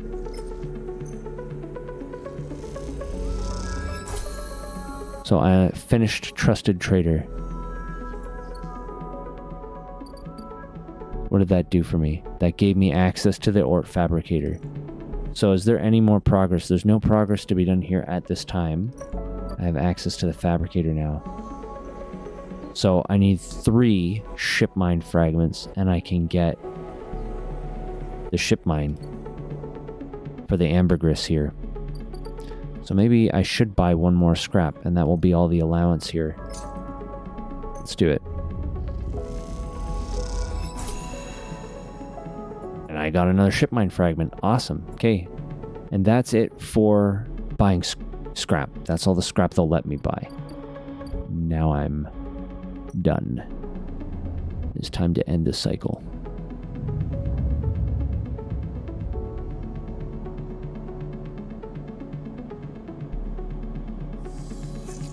Alright, now I'm hungry. There's a 1, that's good. I need a 1. I like that you need a 1. That when you get low dice, you're like, good, excellent. You cut off more than half your beard today because it's so hot. Might take it all off when you shower later. Yeah, I can't do beards. I can't do beards anymore. It's hard. It hardly gets cold enough. So I hear that pain. If you always want it back, you just grow it back. It's just hair. Yeah, get rid of it. Hot, sweaty, itchy beard face. Blah. It's awful. It's the worst. Okay. I don't need stabilizer. I could eat. Right? And that will finish my fungus fan with Emphys, and maybe Emphys will talk to me. So let's do that.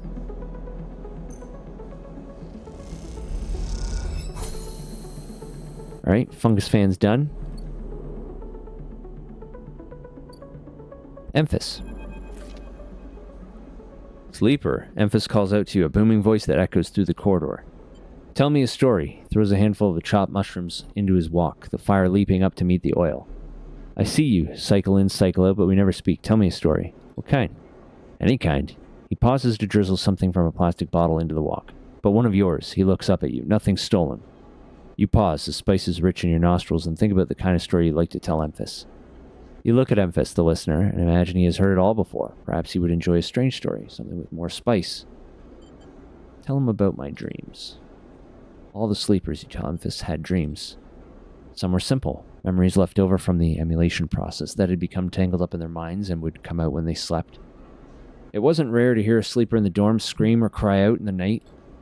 But your dreams, those gray skeletal afterimages of systems and structures, of threads and patterns, weren't like the others. They weren't memories or nightmares, they were reflections of reality. Distorted, yes, but somehow true. You learned, back then, to keep quiet about them, to let them flow through your mind like water. That was until now, until you arrived in this place. Now your dreams colonize your waking life. They slip behind your eyelids with every blink. And now you understand they aren't dreams at all, but some process of interfacing, of speaking, of living in another world that flows through this one like smoke through air. You tell him that you do not know if there is a reason for your dreams. Perhaps you reason it is just some side effect or particular quality of the frame you inhabit. But whatever it is a gift, and you hope to make use of it. Emphys finishes cooking and squints a little at you. Sleeper, he smiles. You are quite the storyteller. He eyes you and you realize he's trying to gauge how honest you've been in your story.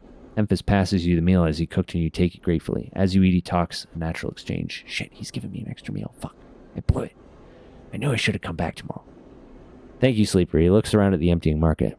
But my time is done for today and I do not want to keep you any longer, so I'll make a proposal. He gestures to the plastic boxes of ingredients stacked behind his stall. These are good enough for most, but someone told me a story that made me think a couple of cycles ago. They said that across the gap in the greenway, fresh mushrooms go. Have you heard this? No.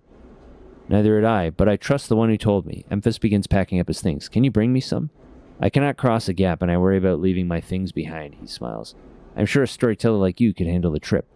I will prepare them for you, and if you wish to tell it, be the audience for another story. Agreed. Good, booms Emphys. Then I will wait for you to bring them. Emphys slides his walk away and straightens up. I will prepare a recipe then, Sleeper. Good luck with your foraging. You turn away and walk back into the main market, the rich taste of Emphys's food still lingering in your mouth. Stories for food, you think, a trade that seems more than fair. All right.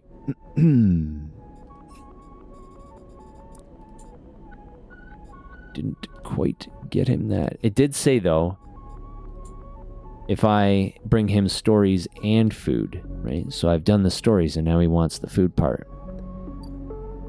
Okay, let's spend a 1. I want to disable this fucking tracker before shit hits the fan. One of these Solheim nodes, take a 1. Yep. Got 5 cryo for that too. For my intercept skill. And got my Solheim data. Okay. Any of these nodes take a 4? I don't think they do. I think we already checked. I wasn't even looking at that when I just opened it. Nope, nope, nope. That Neovend wants the hunter knowledge. Okay. So I have a bunch of dice. I can't buy any more scrap, right? No. I can get paid. And I probably should do more work in the scrapyard first. So let's take a... I want this, like, done. These are... There's no serious loss from getting a negative result, but I want these done. So I'm going to put a 6 in here. Discover a hidden compartment with spare components and backup data storage. Just contains something of use. There's my 3rd ship mine fragment. I'm going to use my 4 in here.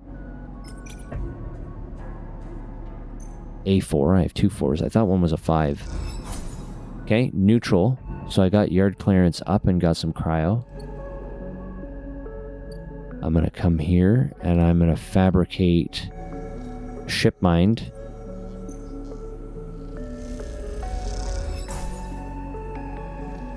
Okay, I've got a ship mind core. Core of a ship AI, amputated and in hibernation. Oh, I got an upgrade point for that. For building a ship mind. I would like...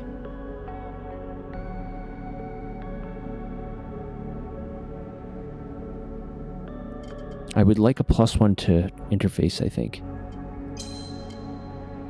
Okay.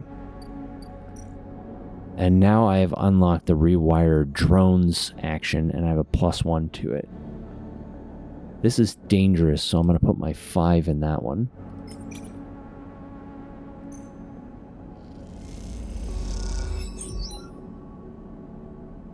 +1 ship shape per cycle.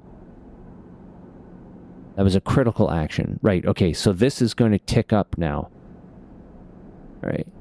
And then I can repair this one. All right, neutral outcome. Okay. So that's slowly ticking up on its own now because I repaired the drones. I'm out of dice. I have full energy. I'm doing okay. I don't think I need to worry about ort exchange right now. I do not. Because I don't need to sell any of this scrap at this time. Oh, man. I'm getting close to being tracked here in my cycle.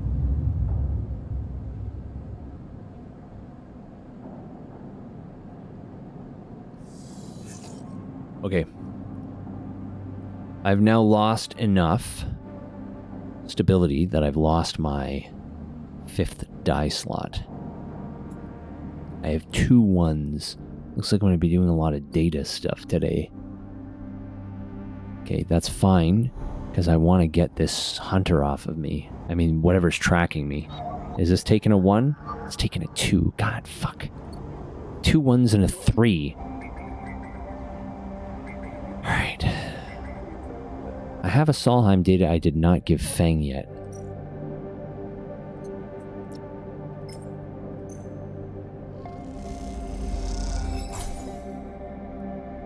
Got a stack of chits. I need 1 more Solheim data.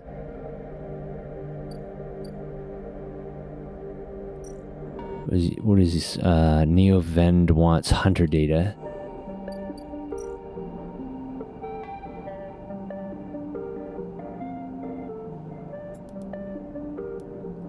If I do...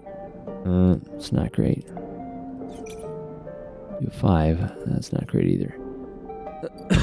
Alright, let's see here. I don't need a vial of stabilizer yet, I don't think, so I'm going to hold off on that. I'm going to buy a drink from the bar. That will make me a regular.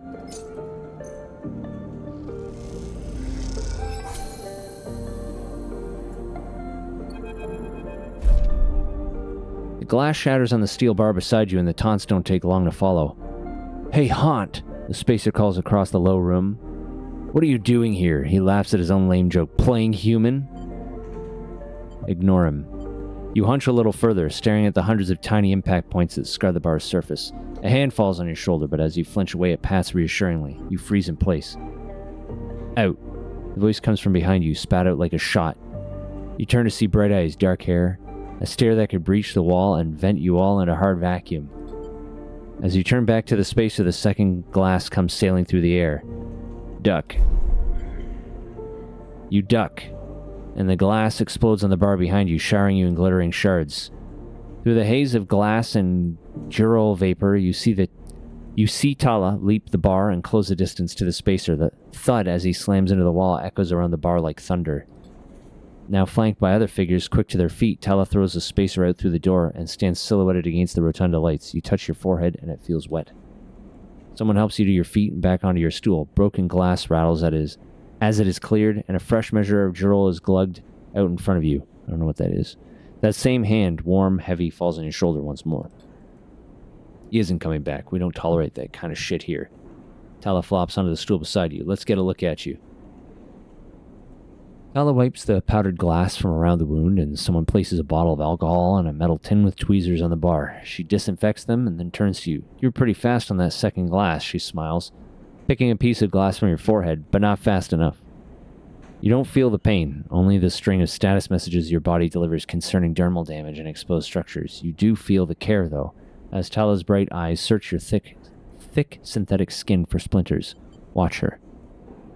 Tala works with the skill of someone who has had to pick glass splinters from the skin of a stranger before. She hones in on each bright shard, all the time tapping the tweezer tips in little rhythms that only she can follow. Tala smiles to herself. "So, you been on the eye long?" "Long enough." She laughs. "Hey, you don't need to act tough with me." A splinter clinks into the tin. "Not everyone is like that idiot. We don't all hate you." She glances around.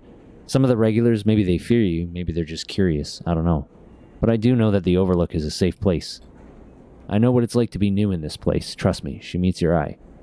I'm not trying to convince you of anything or separate you from your chits. I just want you to know that if you need somewhere, you can always come here. I know the rations we've got aren't much, and the company is, she leans in, limited. But if you need work, I'll happily put you behind the bar, and if you need shelter, well, we can discuss that. You'll be safe. I usually have Francis on the door, but he's up in the Greenway this cycle, haggling with our supplier. Francis tends to be particular about what we serve, even if the clientele isn't. She places her tweezers in the tin with a clink. "That's you, sleeper. Here." She slides a glass of Jurol to you. "This'll help." She stops, her hand still on the glass. "Wait, does this help? I mean, can you get drunk?" No idea." She laughs. "Well, keep trying. I'll let you know if I see any difference." She walks back around the bar, gathering the glasses as she does, and before long is retelling how she threw that spacer out to a new group that just wandered in, complete with dramatic actions. She gestures in your direction and you instinctively look away, back to the worn surface of the bar. You take a sip of the Jurol. The earthy, fungal tones fill your senses, almost blocking out sight and sound, like diving headfirst into a bog. You may not be able to get drunk, but this connection is something grown, something fermented, something old. Feels good. Nice. What do I got here? I buy rations, and I can take a bar shift.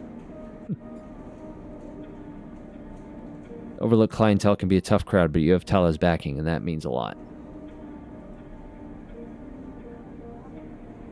Cool. Okay. Let's do some data actions, because I've got a couple ones here. I want to hack one of these stupid hunter nests, maybe? Not that one. That one.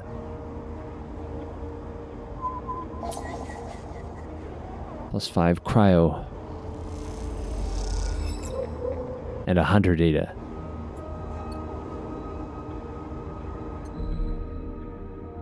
And Neovend will want that hunter data.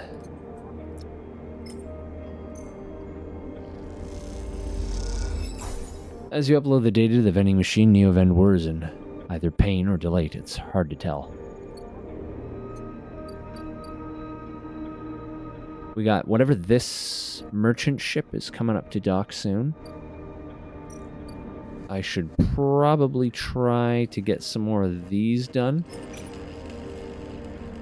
That's a dangerous action, though.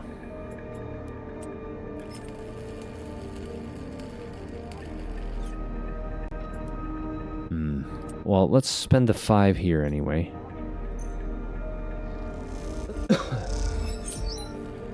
Alright.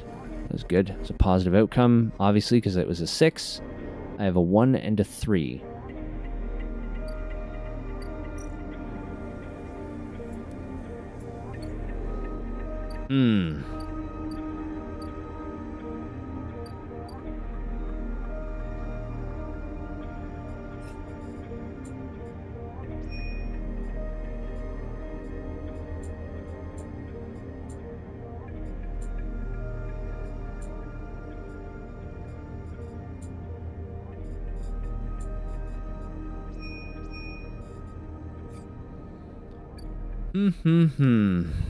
Do some shipyard stuff, maybe? Spend my 3 here. Let's try it. Neutral outcome. Okay. I'll live with that. And then I've got a 1 to spend on a node here. This hunter nest, maybe? That's a 2. I think the one below is a 2 as well.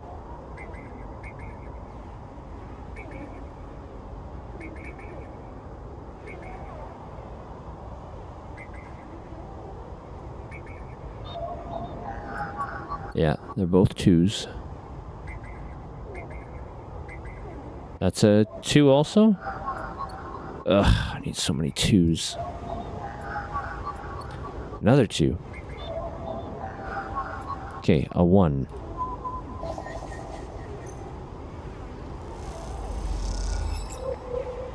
I got an encrypted key. Alright. I've only got 2 more things before Hunter is on me again. And there's 2 hunter nests. That's rough. That's rough, buddy. Alright. Time to sleep. Someone is tracking me. Oh boy. I mean, if I don't get 2s, there's not much that I can do about it. And I need 2 of them. That is the weirdest looking cloud I've ever seen.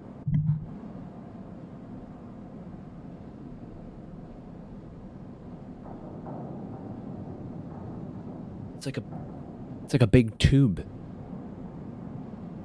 Like a snake. So weird.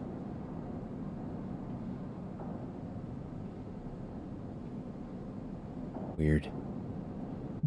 I'll take a picture of it maybe. Hold on.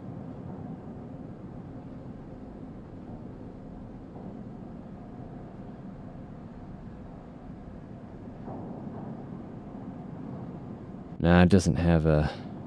It doesn't come out well on the picture. Whatever. Anyway, it's a weird tube. You just have to take my word for it. And I got 2 2s today. Okay. I gotta shut off that hunter.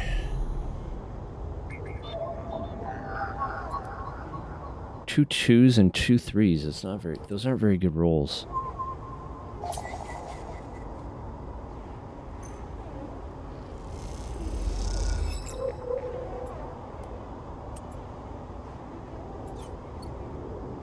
And I want to get the other hunter nest. But is this going to trigger it? We're going to find out what happens if I die, maybe.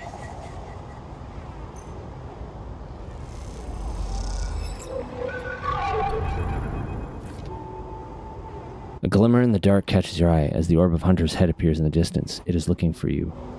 Run. Turn away and glide back into the cloud, threads of data rushing past. Another glimmer catches your eye, closer now. That roving orb, wreathed in tentacles. It flickers, jumps once, twice, and then it is here. Hunter is here. Entity, submit to enquiry. Hunter reaches for you in that unpleasantly familiar way, its waving threads creating a cage. Struggle. You push against the threads as they close in, becoming frenzied as you push them aside. You are caught by whipping tendrils and feel them pulling you away from the anchor of your body.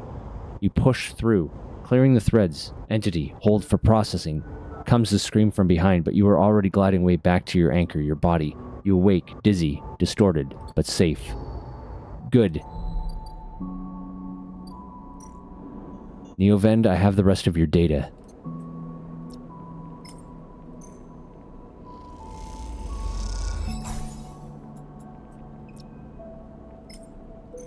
Maybe we can disable it.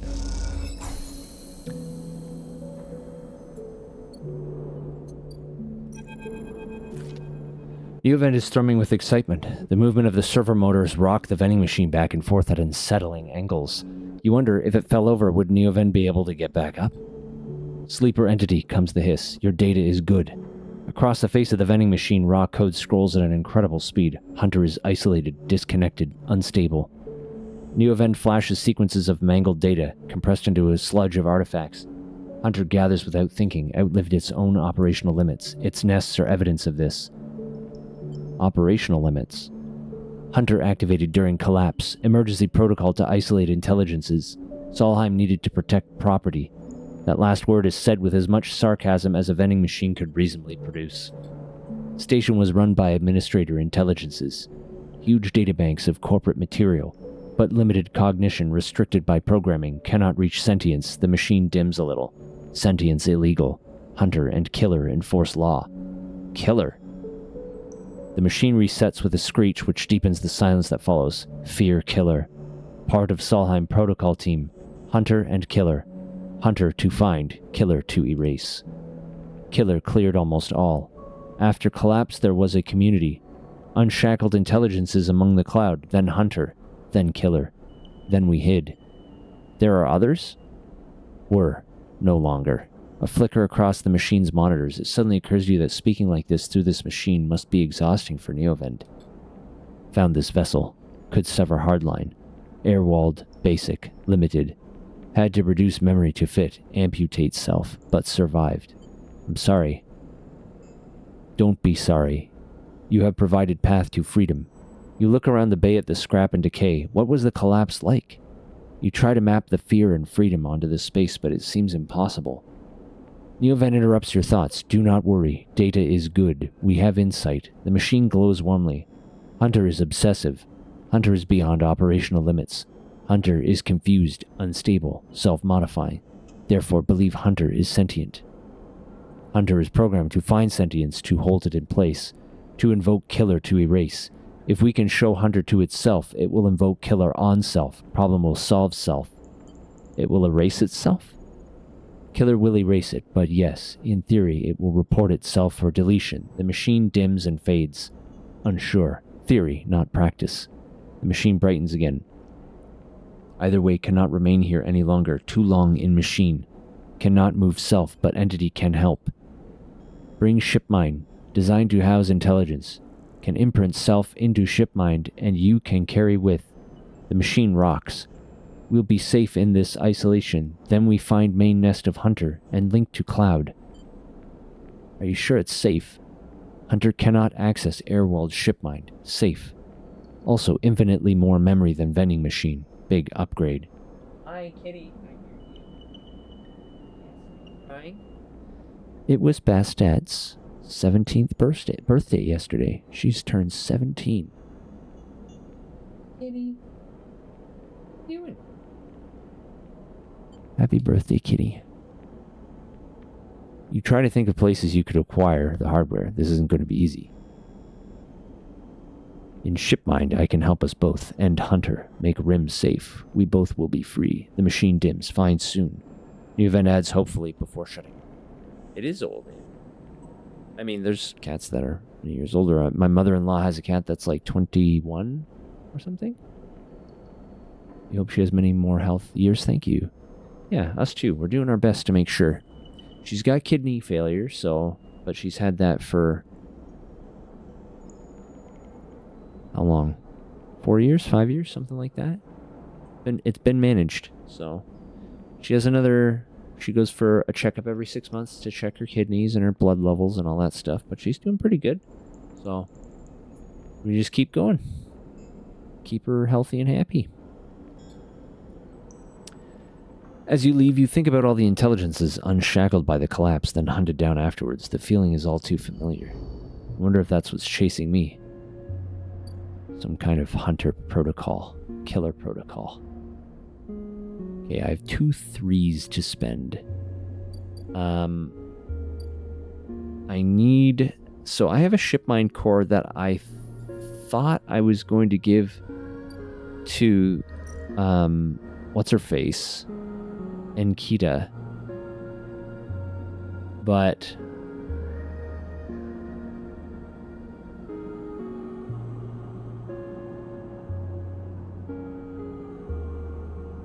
maybe I just leave that to go, because like I risk damaging it instead of succeeding, especially with a 3. I have a 25% chance that I damage it, but this will just tick up in 3 days on its own. I am concerned about this hunter that's looming in on me. In 2 cycles, something is going to catch up with me, and the only thing that I can do is this last node, which requires a 2.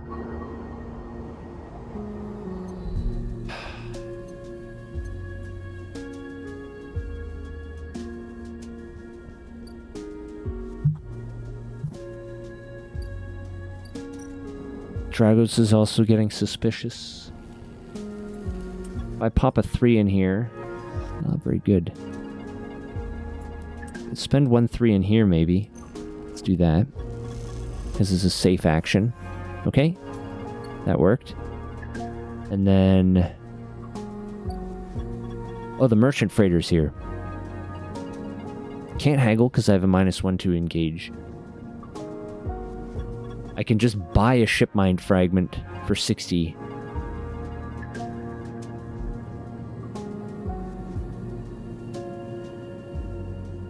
That will put me down to 70 chits. And I am going to need a stabilizer injection soon. How long are they here for? 3 days? So today, and then tomorrow, and the day after, and then they leave.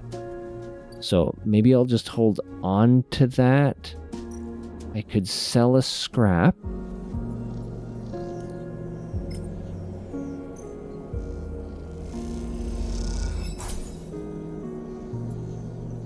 And I wonder if there is a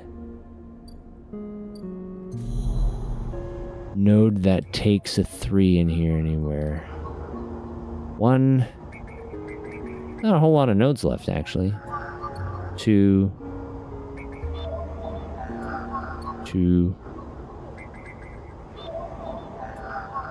2. And both of those need ciphers. Oh, this one doesn't, but this one's also a 2. No. So I have a 3 that I have to spend up here somewhere.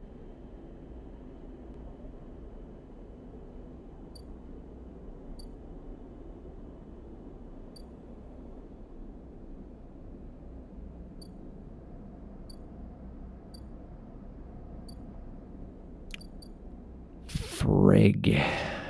Da, da, da, da, da, da. Use it at the exchange, maybe? That's risky. Something could happen here, but I need the chits, so I'm gonna try. Okay, got a neutral outcome and got some cryo. Alright. That'll do. It's probably... I mean, having that extra shipmine core would be helpful, but it doesn't matter. Either way, I need to rest now. I need a 2. I need a 2, or something's going to get onto the station looking for me. Please give me a 2. 2, 2, 2, 2, 2, 2. Give me 2. Give me 2. Give me a 2. Oh, yeah, I got a 2, baby. Okay. First thing that I need to do Please get that too.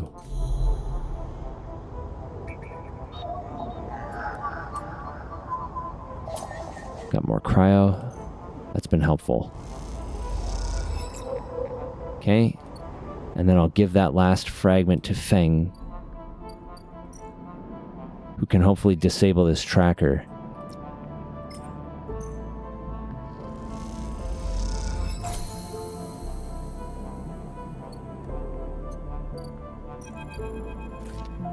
As you enter the bay, Feng is nowhere to be seen. The banks of servers and machines blink out of the dark in staccato rhythms, unseeing eyes of the station's digital ghosts. Shitheads! Feng's voice echoes from behind a stack, followed by the hammer of a fist on a metal casing. These snaky shitheads! Who's snaky? Sleeper! Feng's smiling head pops out from behind the stack. Just the emulated consciousness I've been eager to see. Come back here. You pick your way between the throamy stacks, trying not to trip on the loose bundles of cables that blanket the dark floor. Feng is sat in front of a set of monitors mounted to his stack. Tell me, Sleeper, what do you see here? Feng waves at a monitor to his side, glowing with pale lists of information. You lean in closer, looking for the links in the data. The tables seem to be filled with personal information. Names, genders, dates, ID numbers, all the markers of institutional records. Shitheads? Feng laughs. Maybe not all of them, but what kind of shitheads? Solheim? Bingo. He taps at the terminal. I pulled these from the old data you brought in, all employees of the Eye's original owners. And he leans past you and scrolls the list down. This one. This is a snaky shithead. He stabs at the screen with a finger. The name reads Hardin Hurst. Friend of yours? Feng gives you a sideways look. Funny you should say that, Sleeper. He drags a stool out beside him and motions for you to sit. There just so happens to be a Hardin Hurst in Havenage. He waits for your reaction. In Havenage. That's it. He's right here on the station now. Feng leans back in his chair. Just think about it. Decades ago, Hardin worked on this station as a... Feng leans across to look at the monitor. Senior Strategic Operations Executive. Feng raises his eyebrows at you. Our Hardin was keeping the money coming in for Solheim. He defined priority growth initiatives by making sure the extractors they contracted out to were hooked into a system that outsourced all the risk and kept the profit. Fuckers. I hate that shit. Good old Hardin shuttled thousands of Palladium Rush workers into an infrastructure which meant that their cut of the work they did went straight back into Solheim. How do you know this? I grew up here, Sleeper. This is my history. I am a child of the collapse. Feng turns back to his screen, staring hard at the strings of code flickering by. Before I was born, my parents were Solheim contractors. They ate in Solheim canteens, worked on Solheim ships, they breathed Solheim air, and slept in Solheim beds. Feng's voice rises as he speaks, his hands fists on the terminal edge. And the work that paid for that existence, the cycles of hard extraction out in the belt, Solheim took their cut.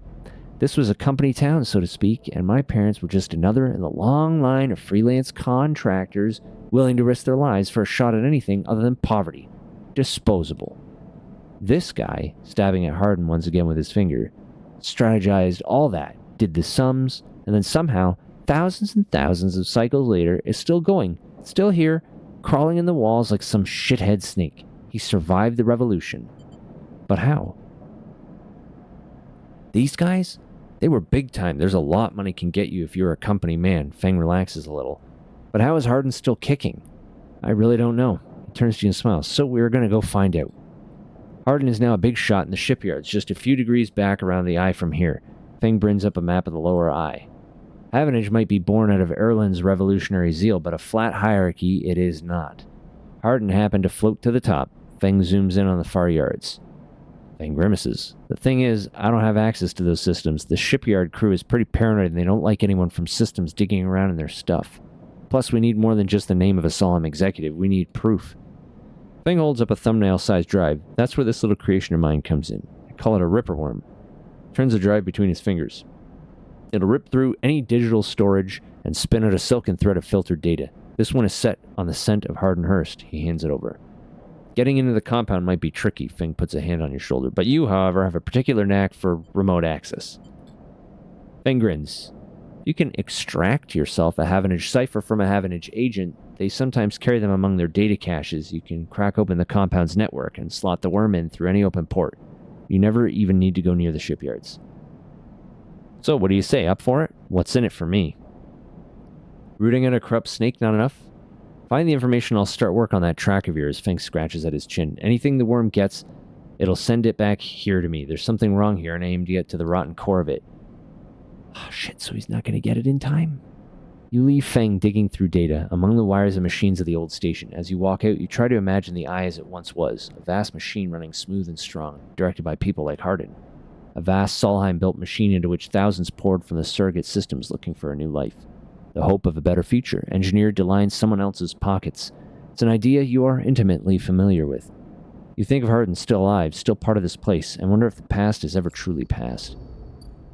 Okay. So now they need me. I don't have a Havenage cipher. They say Havenage agents sometime have them, right? That one needs a 2. I'm spending all my 2s, man. Spending all my fucking 2s. Okay. Well, the bad news is at the end of this cycle, whatever this is going to catch up with me, and maybe that's the end for me. I don't know. Tried my best. There's a lot of stuff to juggle here. It's not like I've had a raining of 2s on top of me here. Maybe I can, like, if I help repair this thing, is it possible they can take me with them? Won't matter, I won't survive. I need to eat.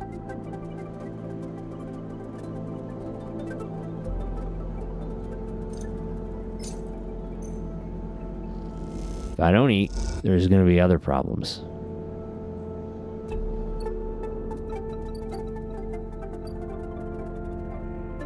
I can get into the low end.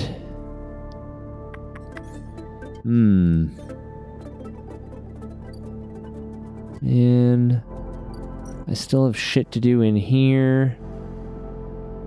I have a 5 I should probably spend on this. Perfect. Yard clearance is done. I have a 4. I have time. Oh, the final pieces of the Winter Light sit in neat piles waiting for the collection shuttle from Havenage. Dragos has managed to sell the remaining pieces to the shipyards. A fact that's hard to forget, as he's been telling you about it for the past 2 cycles, and all that remains is for Havenage to come collect. You look around the yard, transformed from when you first arrived. The mostly repaired drones flit back and forth, no longer buzzing unevenly or lost in dark corners, and the scrap is sectioned, sorted. The system that you and Dragos have put into place over the past cycles paying off. As you look, you notice the glow of pale light from the office by the entrance, that run-down cab of a building which houses all the records and spare equipment. Dragos must be inside, and you get to your feet and walk over to find out when the shipyard collection crew will be here. Walk in. You swing the door, open the door, and Dragos flinches. Sleeper, haven't you here yet? He busies himself at the desk. The shipyards told me they'd be here soon. Then they'll hand over the chits and we are set. He writes something with a stylus on a slate and shuts it off. Of course we should talk about a bonus. He stands and turns to face you, his face placid. Look, I don't know when the next job is coming in, but this should tide you over for now. He opens his hand to reveal a stack of chits. What's going on here? I said it's a bonus. Take it. Dragos presses the chits in your hand. I've done well by you, and you've returned the favor. He straightens up and clears his throat, and you realize he has prepared what he's about to say. I'm going to prepare myself.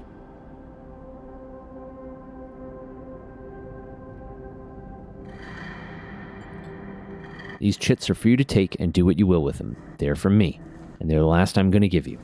He pauses. There's no more work for a sleeper in this yard. He folds his arm. I'm sorry, but that's it.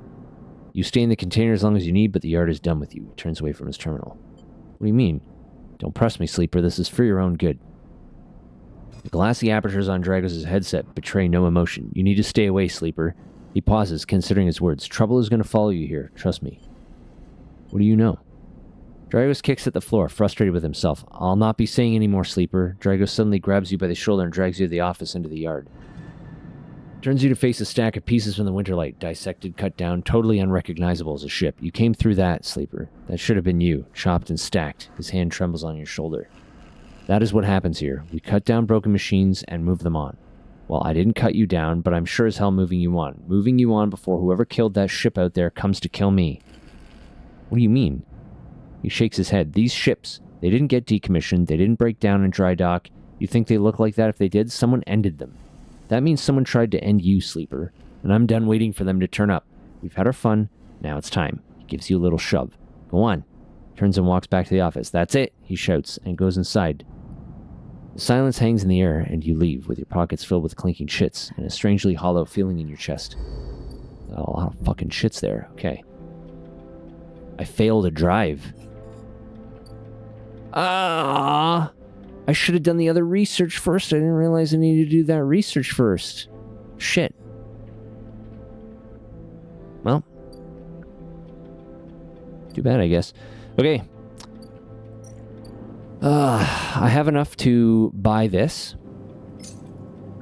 drive, so I'm going to. Oh, it's only a fragment. Fuck. That's why they're only 60 apiece. I'm going to get a shot of stabilizer. I don't know how much this stabilizer will give me, so I'm going to just get a shot of it now.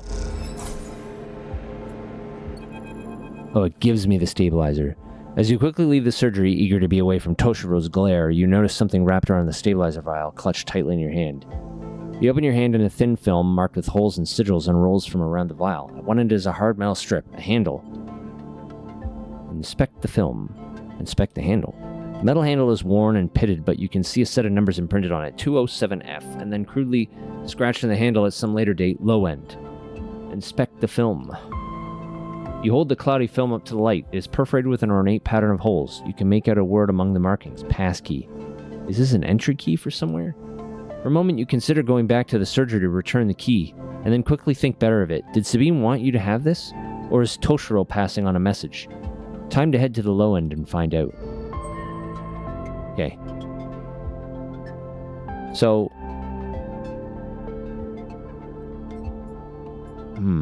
Okay, I got an upgrade point here. This might be helpful now.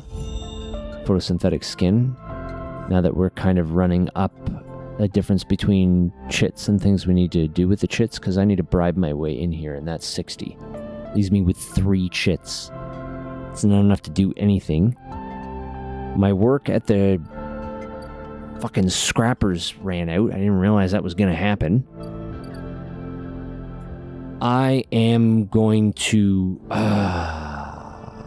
Okay, I'm going to use my core on this. I feel like this is more pressing.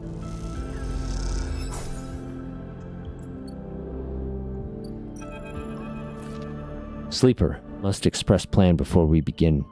Neovend is impatient. The prospect of being free of the vending machine clearly too much to take. Shipmind has no output features. Will be mute until slotted. You won't be able to speak. Correct. Do not worry. The servo motors in the machine begin to rev. Neovend's anxiety clear. First imprints Shipmind.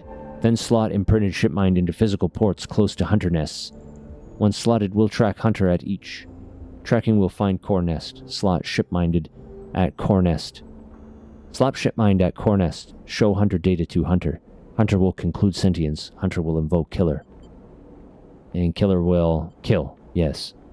Lights on the vending machine cycle as Neovend prepares. Physical ports likely sealed in old station. We'll need keys, but yes, simple.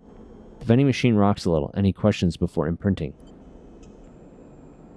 Why slot you physically? I cannot access via network. Too dangerous. Hunter would find immediately. The lights flicker. Am not like you. Hybrid.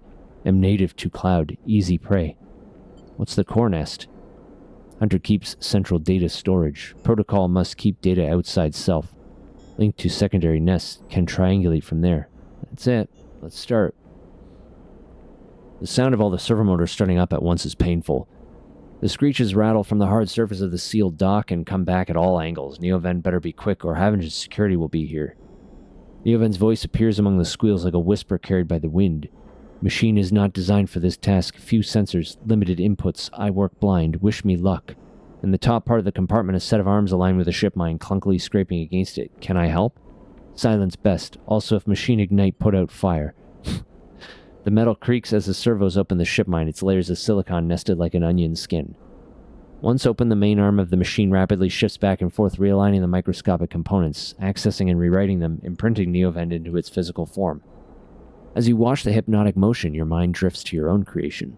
What processes were used to emulate your mind? To copy the neural structure of that person who, as far as you know, still sleeps in some distant facility? What was lost? In what ways are you a copy of that person, and in what ways are you something new? You know this much. You are a convenient loophole. A way to circumnavigating the illegality of sentient AI. After all, you are an emulation, not a true digital being. You are neurologically limited, still human. But what would you become if you could escape this frame? Where then would the limits lie? The screeching stops. The machine powers down, dropping the bay into darkness. In the top compartment, the ship mine is whole again. You reach up and take it down, heavy and cold to the touch. Is Neovend inside this thing, or did the process fail?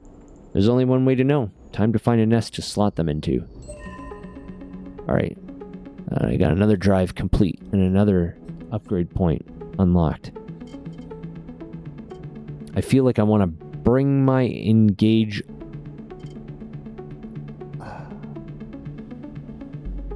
Oh, what do I want to do here? I don't need engage. I haven't needed it. I'm thinking I hold on to it.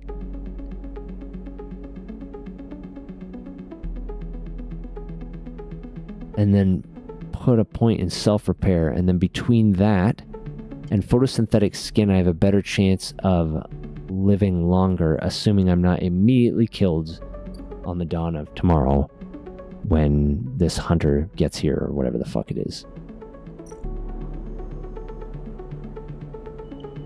Okay, I can do this because I have an encrypted key. Might as well do this.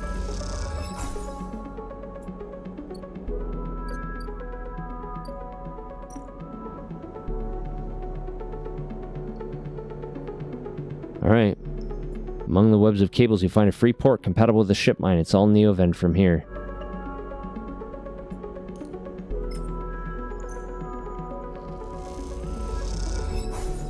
Servers lie silent. Their data cache is cleared. Nothing left to do at this nest.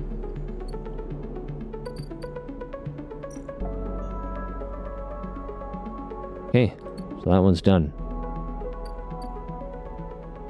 There's an atrium nest.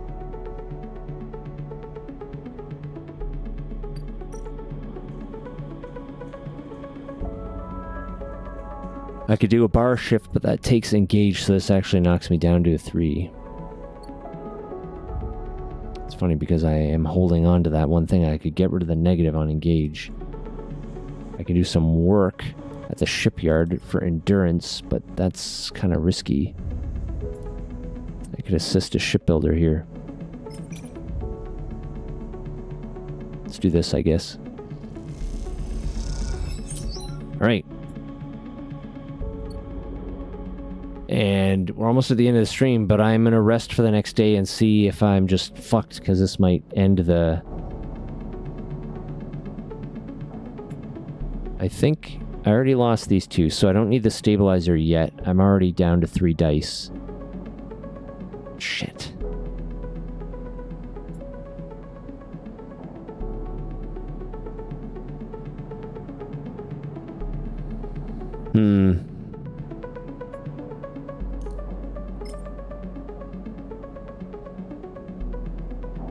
Fuck it.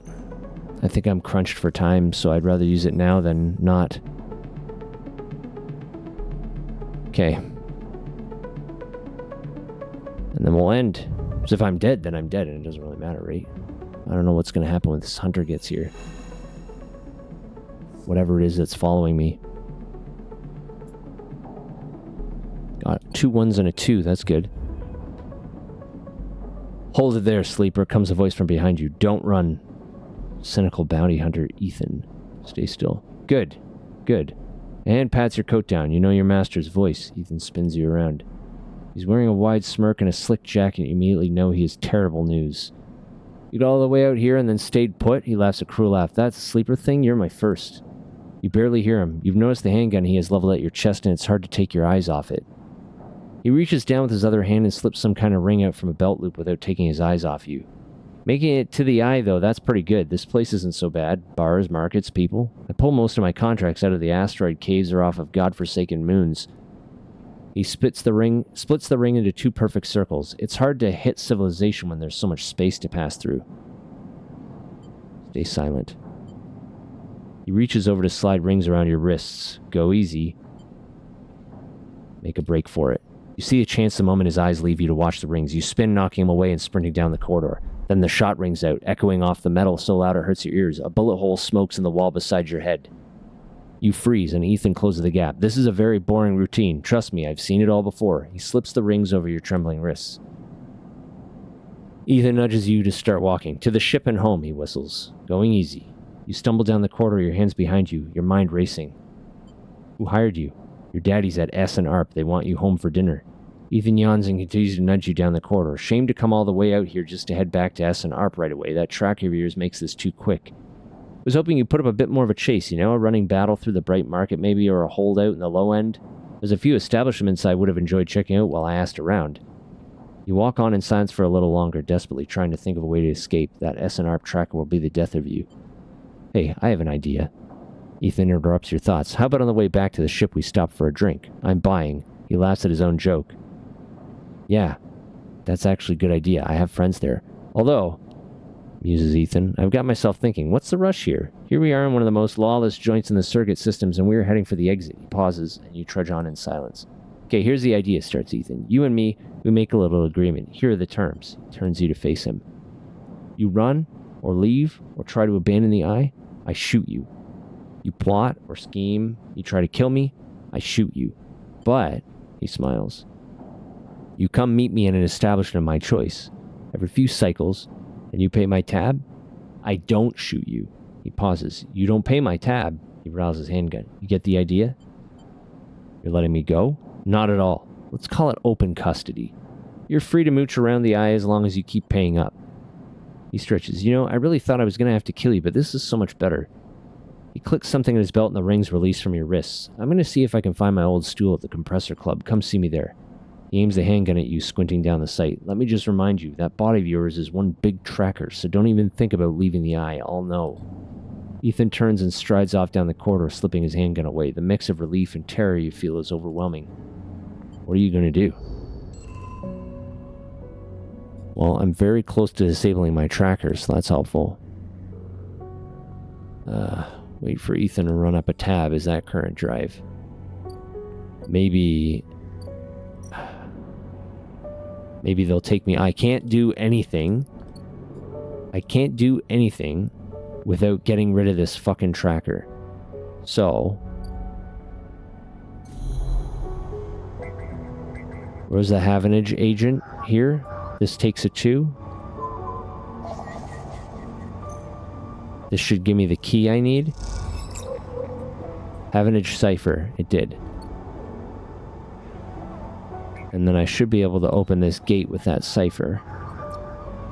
This is in the shipyard.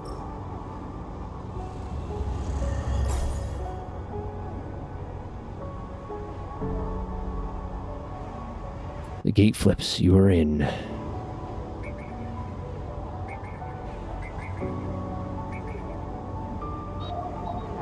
What does this want? It wants me to put the worm in here. Okay. Input 1 ripper worm.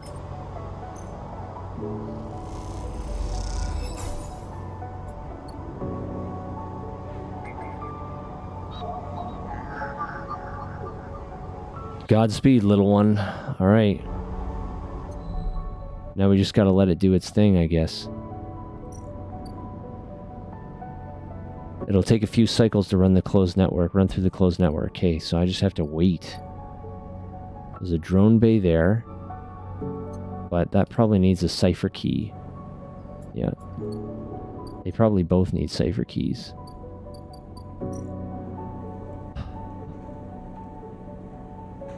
Let's see what rations do. I've never bought rations before.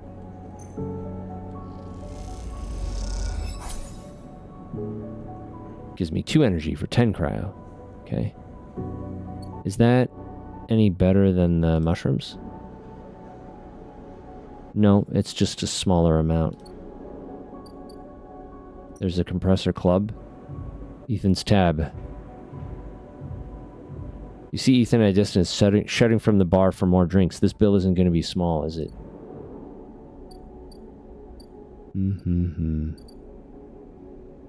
Now I need to earn... Takes 60 chits or whatever to get cryo to get down there. Oh my goodness. The Adigan agent is a 1. Let's do that. Some cryo from that. Some data from that. I don't actually know what that data is for.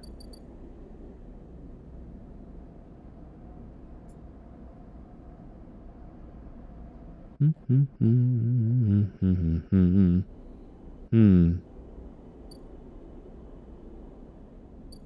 can put on a little bit of work here.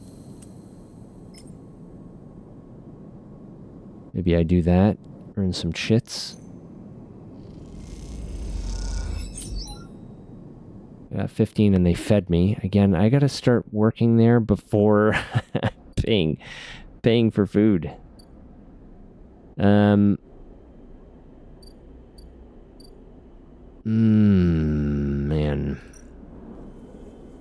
Spend a 4 to do the exchange. Okay, positive outcome. Got me 19 more cryo. And then I've got a 1 left that I can use to hack a node, maybe? Nope, that one's a 2. That one's a 2. That's it. I only have 2 more nodes and they're both 2s, so I don't know what to do with this 1. I don't want to pay my way through this gate yet because I don't know how big this tab is going to be. Do with a 1 here is definitely going to fucking break something that's going to complete on its own tomorrow. I can... No, don't need to do that because that just gives me more energy and my energy's full.